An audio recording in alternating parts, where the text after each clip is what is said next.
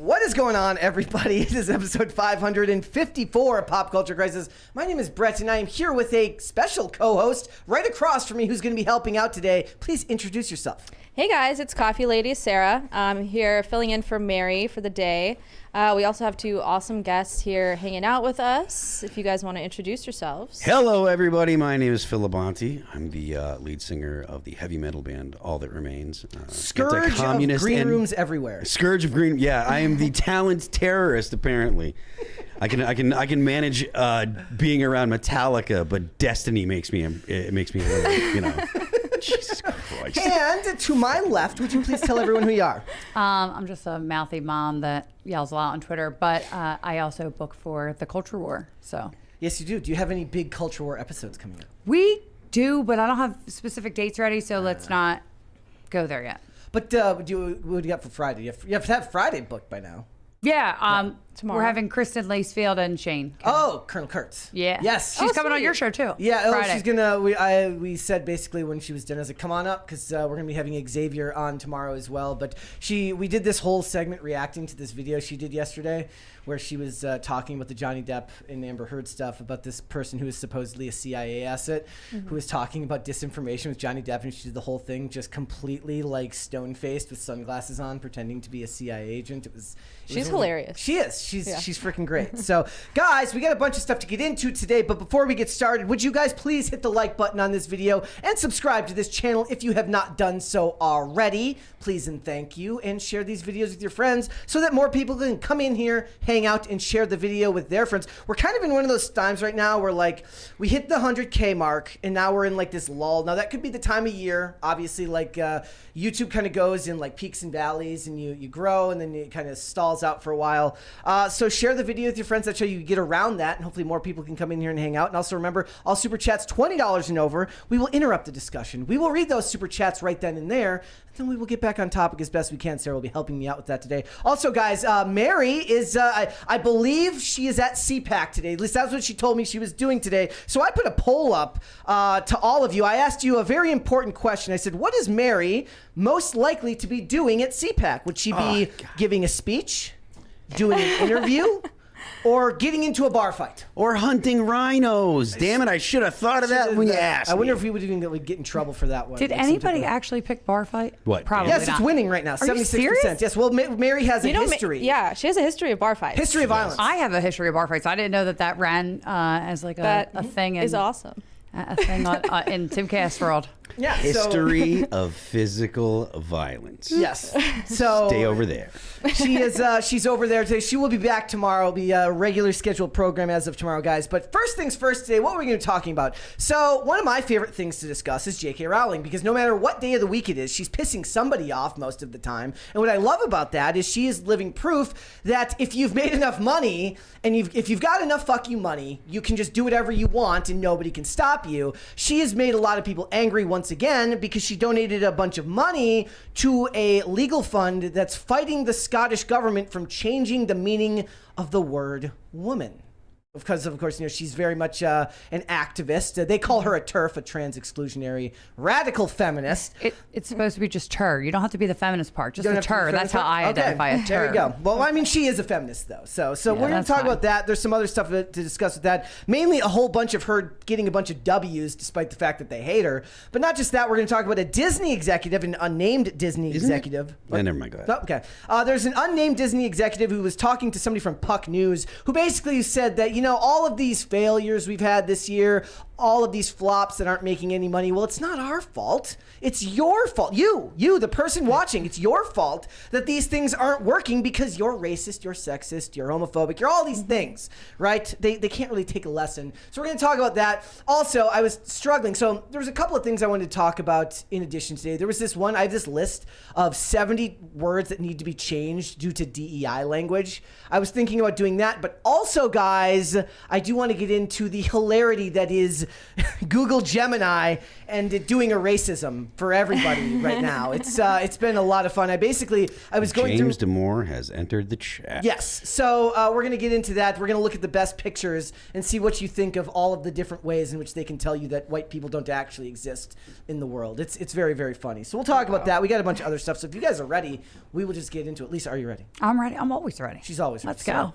Sarah? I'm ready. Let's go. Doesn't even need to ask. All right, let's go ahead and get started then. First things first. Phil, do you know who Critical Drinker is? I do know. You do know. Okay, so there's this a poster. So he is a YouTuber. He's a very popular YouTuber. I would like to get him on here. He's not from here. He's from Scotland, and he's got a movie coming out because he's not just a YouTuber. He writes books under his actual name, Will Jordan, and he dropped the first poster for his movie that will be coming out, and apparently there will be a trailer out tomorrow, so I just wanted to draw attention to this to you guys, so pay attention, look on the internet tomorrow. It's for a movie called Rogue Elements, a Ryan Drake story. That's the name of the character that he writes books about, so I recommend everyone keep an eye out for that, because as we always talk about here, you can't just complain about what's going on. You have to actually make an active effort to change the culture, and the best way you can do that is, if you're somebody like the Critical Drinker, who's extremely talented and extremely gifted writer, is to work on your own stuff and make your own material. So keep an eye out for that tomorrow. It looks like it's going to be a lot of fun to see how that works out.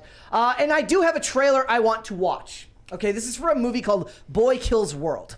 Okay, so we watched a trailer yesterday for Borderlands. I thought it was fun looking but horribly miscast. Like, watching Cate Blanchett try to act 20 years younger just doesn't really work in like a shoot 'em up video game adaptation. It was a Frankenstein cast. Yeah, it really was. And then what's funny is, like, so somebody right off the bat, like, I don't read the comments here a lot. I just don't have the time or read them all. The mental bandwidth to do so. But like, I did catch a comment that somebody made like right after the show was over, when I was very tepid about what I said. I was like, I think it's miscast. It looks fun, but they don't look like they're having much fun doing these roles. And somebody's like, went right off the bat with the name calling, just called me just something vile, and it's like, she's perfectly cast. And I'm like, well, that's just rude, right? Like, I didn't even say anything mean. I didn't even say anything mean. But everyone's entitled to their opinion. I just thought they could have left the personal commentary out of it. But let's go ahead and watch this trailer for Boy Kills World, starring Bill Skarsgård and Jessica Roth. Here we go. Let's do this. In an age where everyone's talking about just how much agenda there is shoved into everything you watch, I can appreciate a movie that doesn't seem to be interested in that at all. Of course. And just wants to show you a bunch of action scenes. Thoughts? I just like the song. The song? I used to have a whole dance routine to that song. It was a Björk song back in the day. Great song. She just had her birthday. Like, she's like 58 now. Isn't it? Oh my Feels God, like she should be please stop eternally, saying that. She should be like eternally 25 to 30, right? Yeah, I guess. Yeah. She just looks just that like little baby looking face or something. But anyway, it looks cool, I guess. Phil? It does look fun. It looks like a lot of fun, and it does look like it doesn't look pompous. It doesn't look like it thinks that it's doing something it's not. It looks like it's just a popcorn action film where people are shooting guns, things are exploding, and it's just about going in and losing yourself in the experience and walking out and not having to sit down and have a conversation about it and worry about, if you don't get it right, getting canceled because you got the wrong impression. But they also like sneak that stuff in later. Like, this is a trailer. Yes. No, that's You know what I mean? Like, you don't know. There might be a one-liner in there. Television tends to be worse Lisa for that Black than Pill movies. Television seems to be the place where most of the stuff gets snuck in there. Yeah. Movies have less of it. But what's funny is, like, okay, I'll tell you one way in which they did get away with it that Hollywood usually won't let you do this anymore, is they have Bill Skarsgård playing a character that's deaf and mute. Hollywood, by their own standards today, would tell you that Can we they just have talk to be about how both cool deaf. it is that they're making a movie about a deaf and mute guy? Yeah, but by Hollywood standards today, they would normally make you hire someone who is also deaf and mute, because you're not allowed to play something outside of your lived experience. I would say just wait for it. Yeah. Because I actually didn't pick up that he's supposed to be deaf and mute. Yeah. In hindsight, obviously now I see that now, but I bet you anything after the movie comes out, people are going to be complaining. Yeah. I mean, it depends. Like these. Well, the types sun's of going to come up movies, tomorrow. If this was like a Disney movie, they probably would. But something like this will probably sneak under the radar for something like that because there just isn't the social. There isn't search engine optimization that's going to make it worth writing articles about it for stuff like that, which is almost more depressing. It's like we want to be outraged, but we have to make sure it's actually financially viable for us to be outraged about it. Is it worth it? Is it even worth it? So just worth checking out, guys. And it comes out soon. It comes out on April 26th. So I am looking forward to going and seeing that. It's going to be a lot of fun. All right.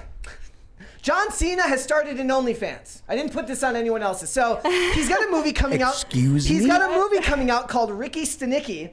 And it's promotion for this movie. Now, believe it or not, I didn't sign up for it to see what exactly was on there. But I thought this was funny because John Cena must have like...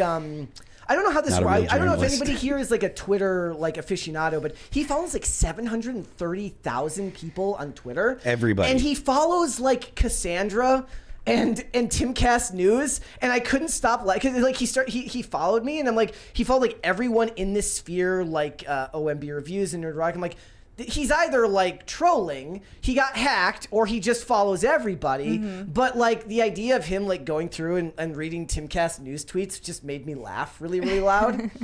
Like I only associate him with Down syndrome for some reason, and not for the reason that you think they do. Apparently, Please like elaborate. kids, I forget where I saw it, but like kids with Down syndrome apparently love him, and he like does stuff. Okay. But it's like some he does weird the Make-A-Wish- obsession. He does the weird. No, but he does the Make-A-Wish Foundation. From stuff. what I'm told, like But that's the not kids Down with Down syndrome have a weird obsession with him. Huh. Yeah, I don't know where Weird I flex, but remember that okay. from, but yeah, but Cool. OnlyFans, he's wildly unattractive to me. My guess is that no, this is some type of promotion for the movie because he's not doing it under his name. He's doing it under the name of his character from this movie. Is he so going it's to just be like promotion. naked in it or something? I don't get it. I mean, I don't know, obviously, but I imagine that there's probably going to be promo shots that he does. He'll be in shape. There'll probably be gay dudes that'll get him because they like it, but it's probably not going to be like there's not going to be butthole pictures. What it is like so there was some pictures going around like a year ago or 2 years ago now where he was like in a dress with like thigh highs on going into his trailer, and they were doing the thing where every so often Hollywood, they talk about how Hollywood makes the masculine dudes get into a dress as like a way of controlling them. It's like an initiation ritual in Hollywood. And they were like, what was he even making this for? It was for this movie because you see the shots in the trailer. So clearly it's going to be, and it's a comedy, and Hollywood hasn't really made a funny comedy in the last 20 years. So we'll have to wait and see, but I did find it funny that I woke up and I looked at my feet. I'm like, John Cena has what? That's just crazy. Was Tropic Thunder more than 20 years ago now? No, okay, 10 No. years. 2009. I never saw it. 2009. You never saw Tropic Thunder? I don't. This is why sometimes I'm wondering why I come on the show because I don't watch any movies and I have no idea. Have you ever heard of homework there, Lisa? I got a lot of homework. I never saw The Mask of Zara. Everybody's yelling at me for that one. Like, there's hundreds of movies that I haven't seen. And also, guys, Phil is a John Wick fan. I know this for sure. They are doing a spin-off of it called Ballerina, which is starring Ana de Armas. It's been delayed by a year because they want to add more action scenes, which rules. That they're like, this is not good enough. We need to add more. Always do make it better. The problem is they're replacing it with the Crow reboot, which I don't really have any interest in seeing. That is also with Bill Skarsgård. And if you've seen the original Crow, it really shouldn't be remade. Yeah, the only reason that people pay attention to the Crow is because he died. Yes. Like, I mean, and also, goth. Yes. Because like, it's goth. Well, it was the late 90s. Goth was very big. They don't have very many things that they can like really glam onto and be like, this is where it's like that and Nightmare Before Christmas. Otherwise, goth people are just like in a desert. So, like, I get that, but otherwise, it's not like the movie was great. It's not like Brandon Lee was super famous. Like in big movies, it was like he was young and attractive. He was on his way up. He though. could have. Yeah, he was young and attractive, Yeah. and people liked him for that. But it wasn't like he was like had like a bunch of history. I imagine Yeah. you would have liked The Crow because you're a fan of The Matrix, and they kind of came out close to the same time and had similar aesthetics, though obviously one is more goth and the other one's more industrial. I do. I love was that just movie. great. I'm actually looking forward to the remake, but I don't love the casting. I'm not a fan of what is it, Peter Skarsgård? It's Bill. I think it's Bill Skarsgård. Bill Yeah. Skarsgård. Yeah, I'm not a big fan of his. Like he did Pennywise. He's in this new movie, and he's doing The Crow. I feel like they're really trying to push him, but there's just something about his face that creeps me out. Well, that's the whole point. Is he has like a very distinct. He has like a very distinct look. Right? Yeah. The hollow eyes and stuff like that. You can't really fake that. Yeah. But it'll look different with the makeup on anyway. Not a so. fan. Now Not that a you've fan. mentioned that the similarities between the cinematography for The Crow and the cinematography for the Matrix, it really is just like The Crow but green. Well, yeah, and The green. I missed that too. Like, so this is something that only like the super film nerds would know. But like, Hollywood has this obsession with the colors blue and yellow. Like, if you watch most modern movies, everything is color corrected and toned in the tone of blue and yellow. A lot of it comes down to moving movies towards a more feminine audience, which they perceive colors differently than men. And they'll talk about this in art classes and stuff. But back then, The Matrix was done with basically tinged black and green, right? The original Matrix. When they made the new one that just came out a couple years ago, which was really, really awful.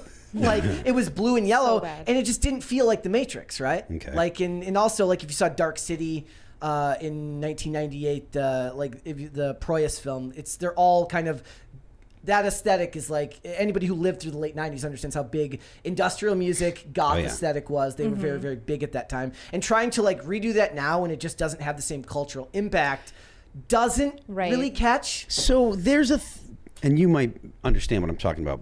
In the 90s, old. even though, well, because you're younger than me, so We're the grandparents. Listen, It's okay. all Let's right. go. You can be old. I'm not going to be, and Okay. I'll be older than That's you. fair. But if you want, you can be old. I'm not going to be. But in the 90s, I don't feel like there was a lot of people that actually liked industrial. I feel like there was a lot of people that liked the aesthetic. I agree with that. I don't think there was like when I think of the people that I was in the music scene with that were into metal and into the industrial look, they were listening to metal or they were listening to hardcore. There wasn't a lot of people that were listening to like a lot of industrial. It was maybe Nine Inch Nails. You had a little bit of Godflesh, but other than that, they loved the look. The look was all the rage. The look is still a big deal nowadays. But the sound of industrial just didn't I really agree. catch on. You look at Motionless in White now. Like that band has totally got the techno goth look. Totally. They don't sound anything like an industrial band. They sound like more like a metalcore band, you know? I was more of like London After Midnight, which was more like way slower and way deeper, right? But like also that was when Blade came out. Blade came out in the late 90s and all that stuff. I wasn't goth. That aesthetic was it. I was only. I like the hardcore scene, like Bury Your Dead, Blood for Blood, like those terror. Like I like that I mean, stuff. you know that Bury Your Dead's bass player was in All That Remains for a while, I right? did not know You that. did not know that. You don't know. No. You gotta get out more. I like those things. I was also in the email a little bit too. I'm more girly, so that's fair. All right. I want to talk about a couple other things here. This is very interesting. So anybody who cares about mergers or anything to do with monopolies and industries, this is very, very interesting. So James Gunn's Superman set to sell Warner Brothers Discovery to NBC Universal. So right now, every few years, it seems like Warner Brothers can't do a thing right. They end up getting sold off to some other company. They went from AT&T to Discovery, and now they're supposedly going to be going to NBC Universal. And what they're doing is if you've ever worked for a company that's been sold before, something like that, what they'll do is they'll try to bolster the assets of the company to make it look more enticing to other brands to buy it. I think the example they said it's similar to like painting a house before you try and sell it. You try to make your house look as good as possible. So right now, did anybody here see Joker? Did you? I vaguely remember you seeing this. I think I've seen Joker. You Is saw that the one with like Heath 2019. Ledger? With Joaquin Phoenix. Joaquin 2019, Phoenix. yes. The one where he shoots the guy right before. Yes. Like, okay, yeah, I saw that. So one. you saw that. So that movie cost $55 million to make, and that was why that's why it was such a big deal, because it made $1 billion. It only cost $55 million to make. The budget for the sequel is $200 million, and there's no reason for a movie that's going to be basically all shot on location with very little CGI to have a budget that big. But the reason they're doing that is because they did that. They signed Tom Cruise to a movie deal, and they're canceling a bunch of projects to keep those from becoming basically weighing down the ledger, because they want to sell the company off to other people, right? They want to sell it to NBC Universal, because NBC Universal is like the only company that's actually doing anything right these days. They were the first company since 2015 to beat Disney at the box office this year. And I just worry, just me, that, you know, as much as I think that NBC does the right thing or does a lot of good things, is that consolidation is not really a good thing if you're a consumer most of the time. Right. Like, you don't want to have less choices. You'd prefer to have more, right? Correct. Yeah. Like, and I just, can't believe that a lot of people are like, well, they could do really good things with them. Like, it doesn't matter, because then they'll consolidate downwards. They'll focus on their projects more than they will on these other ones. The same thing happened with Disney when Disney bought 20th Century Fox. And right now, and again, this is just the movie nerd side of me talking, like they're doing this thing where they're outsourcing their DVD production, and they're just cutting off whole swaths of like the 20th Century Fox movie division. So they're like, all these DVDs that you might have really, really liked growing up, they're not going to reprint them because they don't see a point. It's more like taking out your competition, if anything like that. Yeah. Like it's not like they're going to grow and expand and keep the heart of what that was. They're just taking out their competition. It makes me sad, because I would like to see all of these companies actually do well, but they're not willing to do so. But it's not just like Hollywood that's suffering right now. It's also companies like Buzzfeed. More layoffs coming, and you guys can atone to the. You can speak to this, right? It seems like every 2 weeks there's another announcement of more layoffs from more of these media companies. But what's interesting is, like, it used to just be, at least to me, it always felt like it was confined to like the bigger entities, which were not catching with the times. But now it's a lot of those missing link media companies too, which were trying to bridge the gap between mainstream press and the internet age, like a BuzzFeed or a Vice and things like that. Do you see this stopping at any time? No. No. I mean, only because nobody reads it anyway. But those print media outlets or even digital media outlets are hard to keep going if it's mainly focused on readership, because everybody's attention spans have changed and gone to That's me. digital. Yeah. Even my YouTube consumption now has gone from like regular videos to like shorts. I haven't. I actually am the opposite. Like, I go to, if it doesn't say like it's 3 hours, I won't put it on. Yeah. I'm the opposite. Do you usually watch it like in the background as you're doing other things? Yeah, I never watch anything, even movies. I don't. I always I'm doing something else. Yeah. I listen to things, I guess, more than anything. But yeah, the Absolute History is my favorite YouTube channel. Do you feel like that hurts your ability? Like, do you have to go back and rewatch something? Do you feel like you don't? It doesn't hold? No. Okay. You retain it? Yeah, very well, actually. Yeah, so that's the only way I do anything. I'll play like a game on my phone, or like I'll go do dishes, but I have it on all the time. But it has to be long. I like long form content better. Do you watch stuff, or do you like mostly short form content? It depends. If I watch any video on YouTube, it's going to be at least on like 1.25x. Yeah. I cannot stand listening to a video on regular speed. That's insane. So I'll do like the 3 hours. If it's 3 hours, I'll have to do like 2x though. Yeah, nothing's worse than slow talkers though. Yeah. Like, you get somebody on there and they're slow talking, you're going to want to.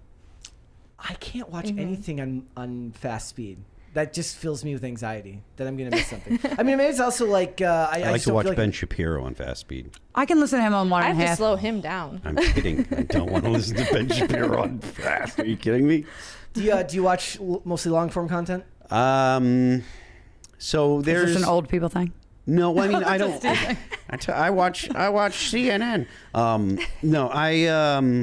There are a few creators that I watch that do the daily 10 multiple uploads or one upload a day or whatever that are 10, 15, 20 minutes.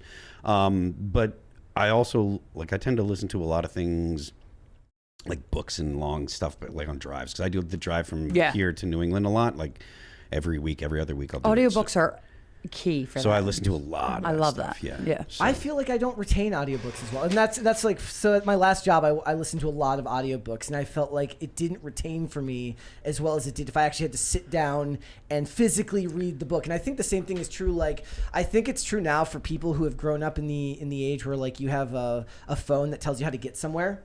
Right? Like if you take your phone and you turn maps on and you take it to get somewhere once, the second time you do it, you should try to do it without the map as much as possible, because it takes you twice as long to remember how to get places, because your brain is actively working differently than it was when you had to look for streets, when you had to look for where to turn and stuff like that. Now you're basically just, your brain is listening for the next instruction on where to go. And I feel like it actually hurts people's ability to like figure out where they're going. And it's funny because today I heard multiple people say like they had to cancel appointments because their phone network was down and they just couldn't, they had no maps. They couldn't get there? Yeah, they couldn't get there. They needed a map. They needed That's a funny. map to get somewhere. And they said, if I don't have my phone, if my cellular network is down, how am I supposed to get there?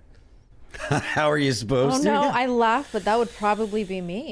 Yeah. I still think that the number one way Google would assert their dominance over the culture one day would be just turn maps off and be like, let us know when you've had let us know when you've had enough. I mean, What would you guys do if it's somewhere you've never been before and there's no network?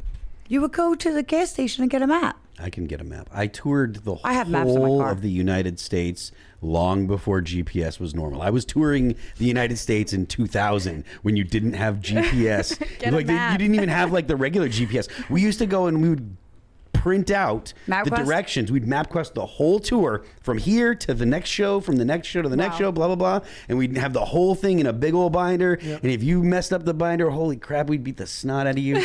We would beat you. I used to work for a member of Congress who it was in the. We had GPS. We had Waze at this time. Okay? He was a young member. He was like 35, maybe years old at the time, and when he was going to like meet with business and stuff, he would only take his directions on MapQuest. He would not like he didn't know how to use GPS. He was like a total Luddite, and we would have to print out MapQuest directions for him. And this wasn't that long ago. It's like 2016. So $20 super chat here from Robert G. Sad. Smith said, "Wait, did Lisa really just say I like long form content better?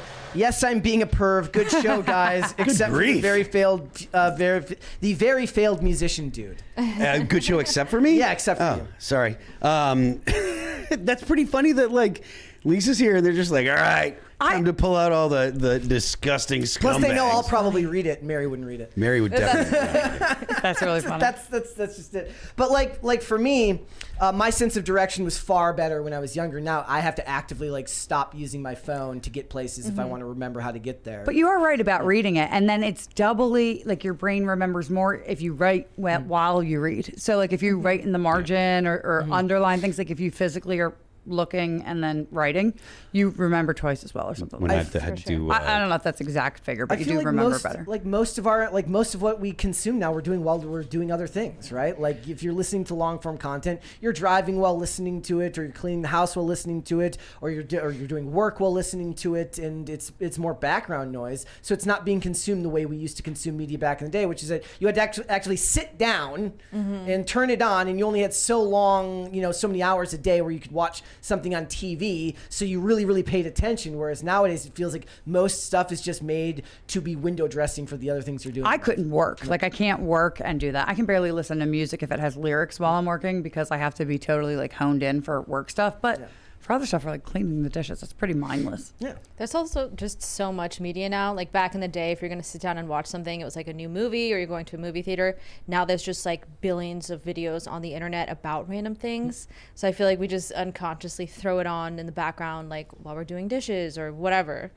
Driving to work. That's what I'm saying. Like, and for me, most of what I'm watching now is like I get stuck in like the doom scroll of like YouTube shorts where I'm like I watch one like recently, like I go through phases. A lot of it is like gunsmithing videos, but also like recently it's like this is a day in my life working on a cruise ship, and I'm like, this is fascinating. I've never been on a cruise. I would love to know what it's like to live and work on a cruise. That's hilarious. Because it gives you a window into somebody's life where it's just like I'm never gonna find myself in this position. So, in like for me, most of the time, other than things like that, or a lot of like videos about home repair and stuff like that, most of the things that I consume, I only seem to like it if it has absolutely no bearing on my life whatsoever. I did one on Russian figure skating and the drama that happens with the coaches and stuff, and I was literally like watching tons of ice skating. I'm like, I'll never put my feet on the ice like that. Like I don't understand why I'm so obsessed with this, but it was a whole day of that.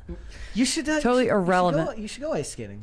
I'm very uncoordinated. I can only horseback ride. That's the only sport I'm capable of doing. That's because the horse is doing it. That's not true. Oh, come on now. Incorrect. The horse doesn't ride you. That's not true. That's I'm true. gonna It's not totally true. I am going to take you horseback riding, and I will show you. I have how ridden much work horses. it is. It's not. That's not easy. It's not easy. I didn't say it was easy. And the horse doesn't do all the work. The horse What does is a whole lot more the work than you most do. like? Is it Your legs and your core. Legs and your- It's Am a I lot wrong? of leg Why is she signaling fighting and. this? Because my daughter rides now too, and she's like, "Mom, everybody thinks you just sit up there, and they think that guys just think that they can get on and be the marble man, and they do." But it's not like that at all. That's all right. I digress. Go ahead. You should make a goal this year to go skating at some point. I mean, I'm sure you have somebody in your life that knows how to ice skate. Have them take you. I took ice skating lessons when I was like 5. So now you just don't want to. I was afraid of the bigger kids on the thing. I was intimidated, so I didn't. You're tall now, though. Yeah, I know. I'm just not. It's not for me. I'll hurt myself. Fair enough. I've got some depressing news for people. Awesome. So this is so Amy Winehouse had a statue defaced recently. So there's been a couple of these recently. There was like a Jackie Robinson statue that got defaced and like burned. But this is like so there was an Amy Winehouse statue that was defaced with a Palestinian flag. Basically, she always performed with Star of David around her neck, and they went and basically just destroyed it. Because people are awful. But it's totally about Israel, guys. Exactly. It's totally about Israel. Yes, exactly. So very annoying. And honestly. also, like, it's just one of those things where there is no sacred space, like no sacred cow for any of this stuff. It's somebody who's passed away and Has passed nothing on. to do with this. Nope. And so it's just sad because she has she has a biopic coming out soon too, and like. Yep. Think about how unhinged you have to be as a person, right? To be that upset about something that you barely even look at. Like I would have never even noticed that on that statue's neck, right? That you have to like make a plan or be outraged enough to go do that. Like that just shows how sick and demented people in our society are. And there's more of them than we think there are. I think that it's more people looking for approval. I don't think but that's still not mentally well. Wait, what do you mean? Well, I think that the people that do that stuff are looking for approval from their friends or from their social group because the hating Israel and what is now turned into hating Jews is what you're expected to do if you're a progressive, if you're on the left of a progressive. If you're a good person, you condemn Israel, and because most people do not have a sophisticated or nuanced understanding of any topics at all, it quickly morphs into just hate the Jews because that's easy and it's simple to understand. And most people are simple. Most people are not intelligent, or at least not intelligent enough to understand a complex, nuanced issue like the situation with Israel and stuff. They're just like, oh, the Jews are killing people. That means the Jews are bad. So, I can just go ahead and hate on the Jews. So you give unsophisticated people a nuanced, sophisticated idea, and they will default to the most unsophisticated way to understand that, and that always turns into something stupid, dumb racism. But if you're doing something physical, like it's a physical act and not just words coming out of your mouth, there's something wrong with your brain. There is something wrong with your brain. You could also just be really out of touch with yourself. If you need that much approval from other people, there's definitely something wrong with your mental capability. They don't realize No. I think there is. I don't think that there's something wrong. I think I think the thing that's wrong is the incentives, is the people they're around, the things that have been taught to people as should be acceptable. But I don't think that there's something broken about the person, because you take that same person, you put them in a different context, and they would behave in a positive way. I think like even with DMing people that you don't know, like hateful things, I think that's wild and unhinged and not normal either. Like to take that much energy from somebody you don't know and do that. So I think that we're breeding a lot of people who think their opinions are important, or that they're. I've been getting a lot of hate mail for a long time, so I don't know. To me, it's just kind of like part of being. On the internet, I'm just no. I agree with that, but like I'm just saying that the fact that people do that. Could you ever imagine yourself like really disliking what some random person you don't know on the internet says, and then going in their DMs and writing something? Right, like that's not a DM. No, I do it in public. That's weird, right? Yeah, me too. I make jokes and I try to make fun of them. I just think that the levels that these people are going, because they're so emotionally attached to these. Do you think that's different now, though, or do you think people have always been this way? Not like that. I think it's progressively getting worse. Yeah, I do as well, and I've never understood the ability to have that much energy to do that, because it's like sometimes I'll type out a response to somebody and then I just don't care. Like I'm like, did that really sound right? And by the time I reread it, I'm like, I don't care, and I just go back and I don't even send it, because it's just like, bro, I have better things to do with my day. No, am I really going to engage this person? And then actually, do I want to follow up the stupid comment they're definitely going to respond with? Right. I'm going to say this. They're going to say these 2 or 3 dumb things, and I already know what I'm going to say. Do I really want to do this? And just delete. I get in like long, like Twitter battles with people I don't know. It's like my toxic trait. It's so bad. I've been there. I do it all the time. I like defend myself, and I'm like, no, you're wrong. I'm like, what am I doing? And then it'll be 2 hours have gone by, and I'm like, you don't waste 2 hours of my life arguing with these people I don't know. You don't stop and think like, man, That's like 2 hours I'm never gonna get back. Afterwards, but not in the moment. Got like it's like a weird for a lot of people. It's like they get done and they're like they think they're gonna feel better, but you just feel worse. You feel 100% feel worse after you sit there. There's a lot of other ways you could waste your time though, and I guess in defense of that, there are other people who will then see that argument and hopefully have their eyes open or kind of see a different perspective from that. I don't know. Like has anybody really gained large pearls of wisdom from Twitter arguments? Is that a thing? I will say that I have like a guy pearls. that it was back in the day. I would post on like Twitter and Facebook and Instagram a lot. And this guy was like, I hate Trump, blah, blah, blah, blah. But he knew me because he was in a band, actually, Kill Verona. Anyway, not the point. So this guy was like, I hate Trump. And he was like, I started reading your posts and they were like long form diatribes. And he's like, you changed my mind. And now he has his own podcast. He's talking about stuff. And he's like, so they do occasionally change like one or two. And if that's something, then it's something. There's a $20 one here from It Is I. Says the booking lady has a hot voice. Also the mother of coffee, a fair compromise. Phil, I love you. I appreciate that because most people make fun of my voice. So I love whoever said that. We were just talking about that. I told you, you don't have some kind of weird voice. I get made fun of for my voice all the time. People will make fun of you for whatever the hell they can. For the best things but about you. Before I was on the internet, they made fun of my voice. Oh, okay. Sarah, so is if you don't like hot coffee mommy or coffee mommy, is mother of coffee a fair compromise? There's something even weirder about that. What's wrong? Wait, what did they settle on last time? I didn't give birth Sarah to coffee. works. What was the one they settled on last time? Yeah, Sarah works. Sarah is a functional name. Yeah. It's a biblical name. I like nicknames though. Yeah. Yeah, I like nicknames too, but some of them get a little, they get a little unhinged. A little bit, it happens. It's fine. For instance, they get my name wrong all the time on purpose. I'm literally everything but Brett. Barrett. And that's fine. All right. Brett is a popular one. Okay, I want everyone to watch this video, and I want you to watch it with no context because this was my favorite thing I saw on the internet today. Okay, we will. Here we go. We're going to talk right now about unethical monogamy. What? You may have heard of ethical non-monogamy before, but I practice something called unethical monogamy, and I get questions a lot about what that looks like and what that entails. So I thought I'd kind of explain it here and give some examples because I feel like that there should be more representation for the unethical monogamy community. Now, this can look different in different people, but for me, I was very unethical in my monogamous relationships because for the past 5 years, I would date one person at a time, but I was being paid by Quiznos, the restaurant, to take guys that I had dated there. And that was essentially where like all my dates took place, even if the Quiznos was like an hour away from where they lived. Or This 2 is a hours, bit. 3 hours. This has got to be a bit. I love the bit. I'd be But very this has got to be a consistent on bit. it. And a lot of these relationships didn't last. They didn't last. But You don't say. because I was being paid by Quiznos, I had to end it on like a positive note so that person would always have a positive association with Quiznos and go back there This can't be real. It's a bit. with positive memories of me. This is Gen Z. And this actually had like a really high success rate. Like they, kind of gave me statistics later, and it's like every guy that I had taken to Quiznos, there was like 80% There's a that graph. went back without me. Pause. Thank you, Carter.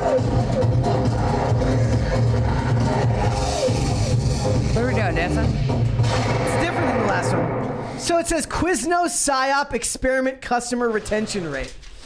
After I'd ended things. And I never disclosed this to them because I wasn't allowed to. I'd signed an NDA that just recently expired. I'm going home to look this up, every last bit of it. I don't That's believe what made it unethical. I think that also like unethical monogamous relationships can be present in other ways. Like for example, you could, I'm not saying I would ever do this, but you could, maybe date Sure you somebody won't. because they have a certain skill like cinematography and you want them to help on your film sets and do that work unpaid. That's another way that unethical monogamous relationships happen. But if y'all have any questions for me about unethical monogamy, let me know in the comments below. If anybody else is a unethical monogamist. What I love about modern day is like the internet has created like a whole generation of really, really good like fiction writers who can just write like fiction, like fanfic of themselves and turn it into bits on the internet.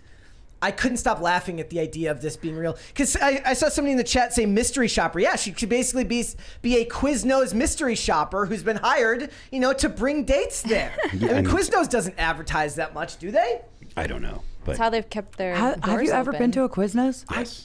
Don't even I've remember. never been to a Quiznos. I haven't like over 10 years. I forgot it was a thing. I couldn't even tell you where it was. Anyway, this can't be real. I'm going to go home and look it up. You sure it's not? No, it's real. It's real. It happened. She said the words, but real? No, I don't think so. But it made my day because I just love that somebody set up a camera, and I would love to know. And she was just thinking, she's like, I wonder what restaurant I'll use for this. So this is Quiznos was great. Quiznos is a good selection because Quiznos is a little obscure. It's a little obscure. It's not the it's not like McDonald's or whatever. So. All right, Boosted Yogi says my favorite is when you get a DM from a random person talking shit and then they block you so you can't respond. Is that what happened to you? It happens to me all the time. I do that kind of stuff all the time too. I do. Like I'll wait until I'll say something, and I'll wait until someone looks at it and then I block them. I'm relieved when people block me because then I don't feel the urge to ever respond again. And I loathe to block people, even though I just went on a recent blocking spree, even though I was loath to block because I feel like that makes them feel like they won. So your job, I get it because of your job for like that can kind of be a pain in the butt blocking people, but I am of the opinion that Michael Malice is right. Block quickly, block often. Don't let other people ruin your experience on the internet. I always feel like I win anyway. So I have the most warped sense. Like I'll read these comments, right? And if there's hateful ones, or it could be a whole slew of mean ones, and I'll log on to the one best one. I'm opposite when it comes to that. But yeah, no, I feel like they win. And then if they don't block me and they stop responding, then I feel like I win too. It's very unhealthy. I don't feel like they win ever. It's very unhealthy. I feel like I win all the time. All right, what would you guys like to see? Cringe or cute of the day? Cringe. Cringe? All right, we'll do cringe Get first. it out of the way. Let's go. Let's go ahead and look at cringe today. Believe it or not, what we just watched wasn't cringe today. This is Britney Spears the other day, living her best life. That's not what that is.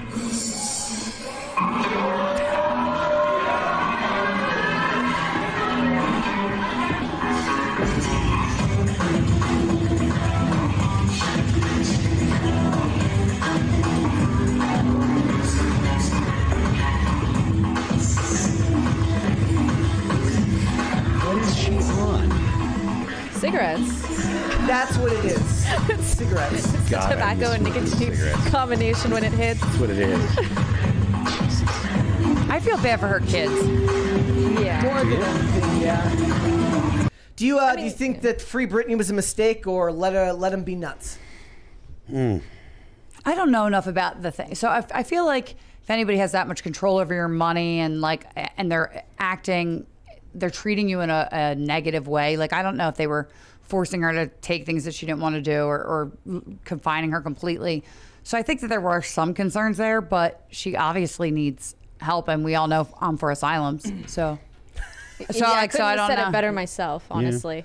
I used to be very pro Free Britney until she got a hold of her own, or she got control over her own Instagram account. I was very pro Free Britney until I realized how Britney was. Yeah.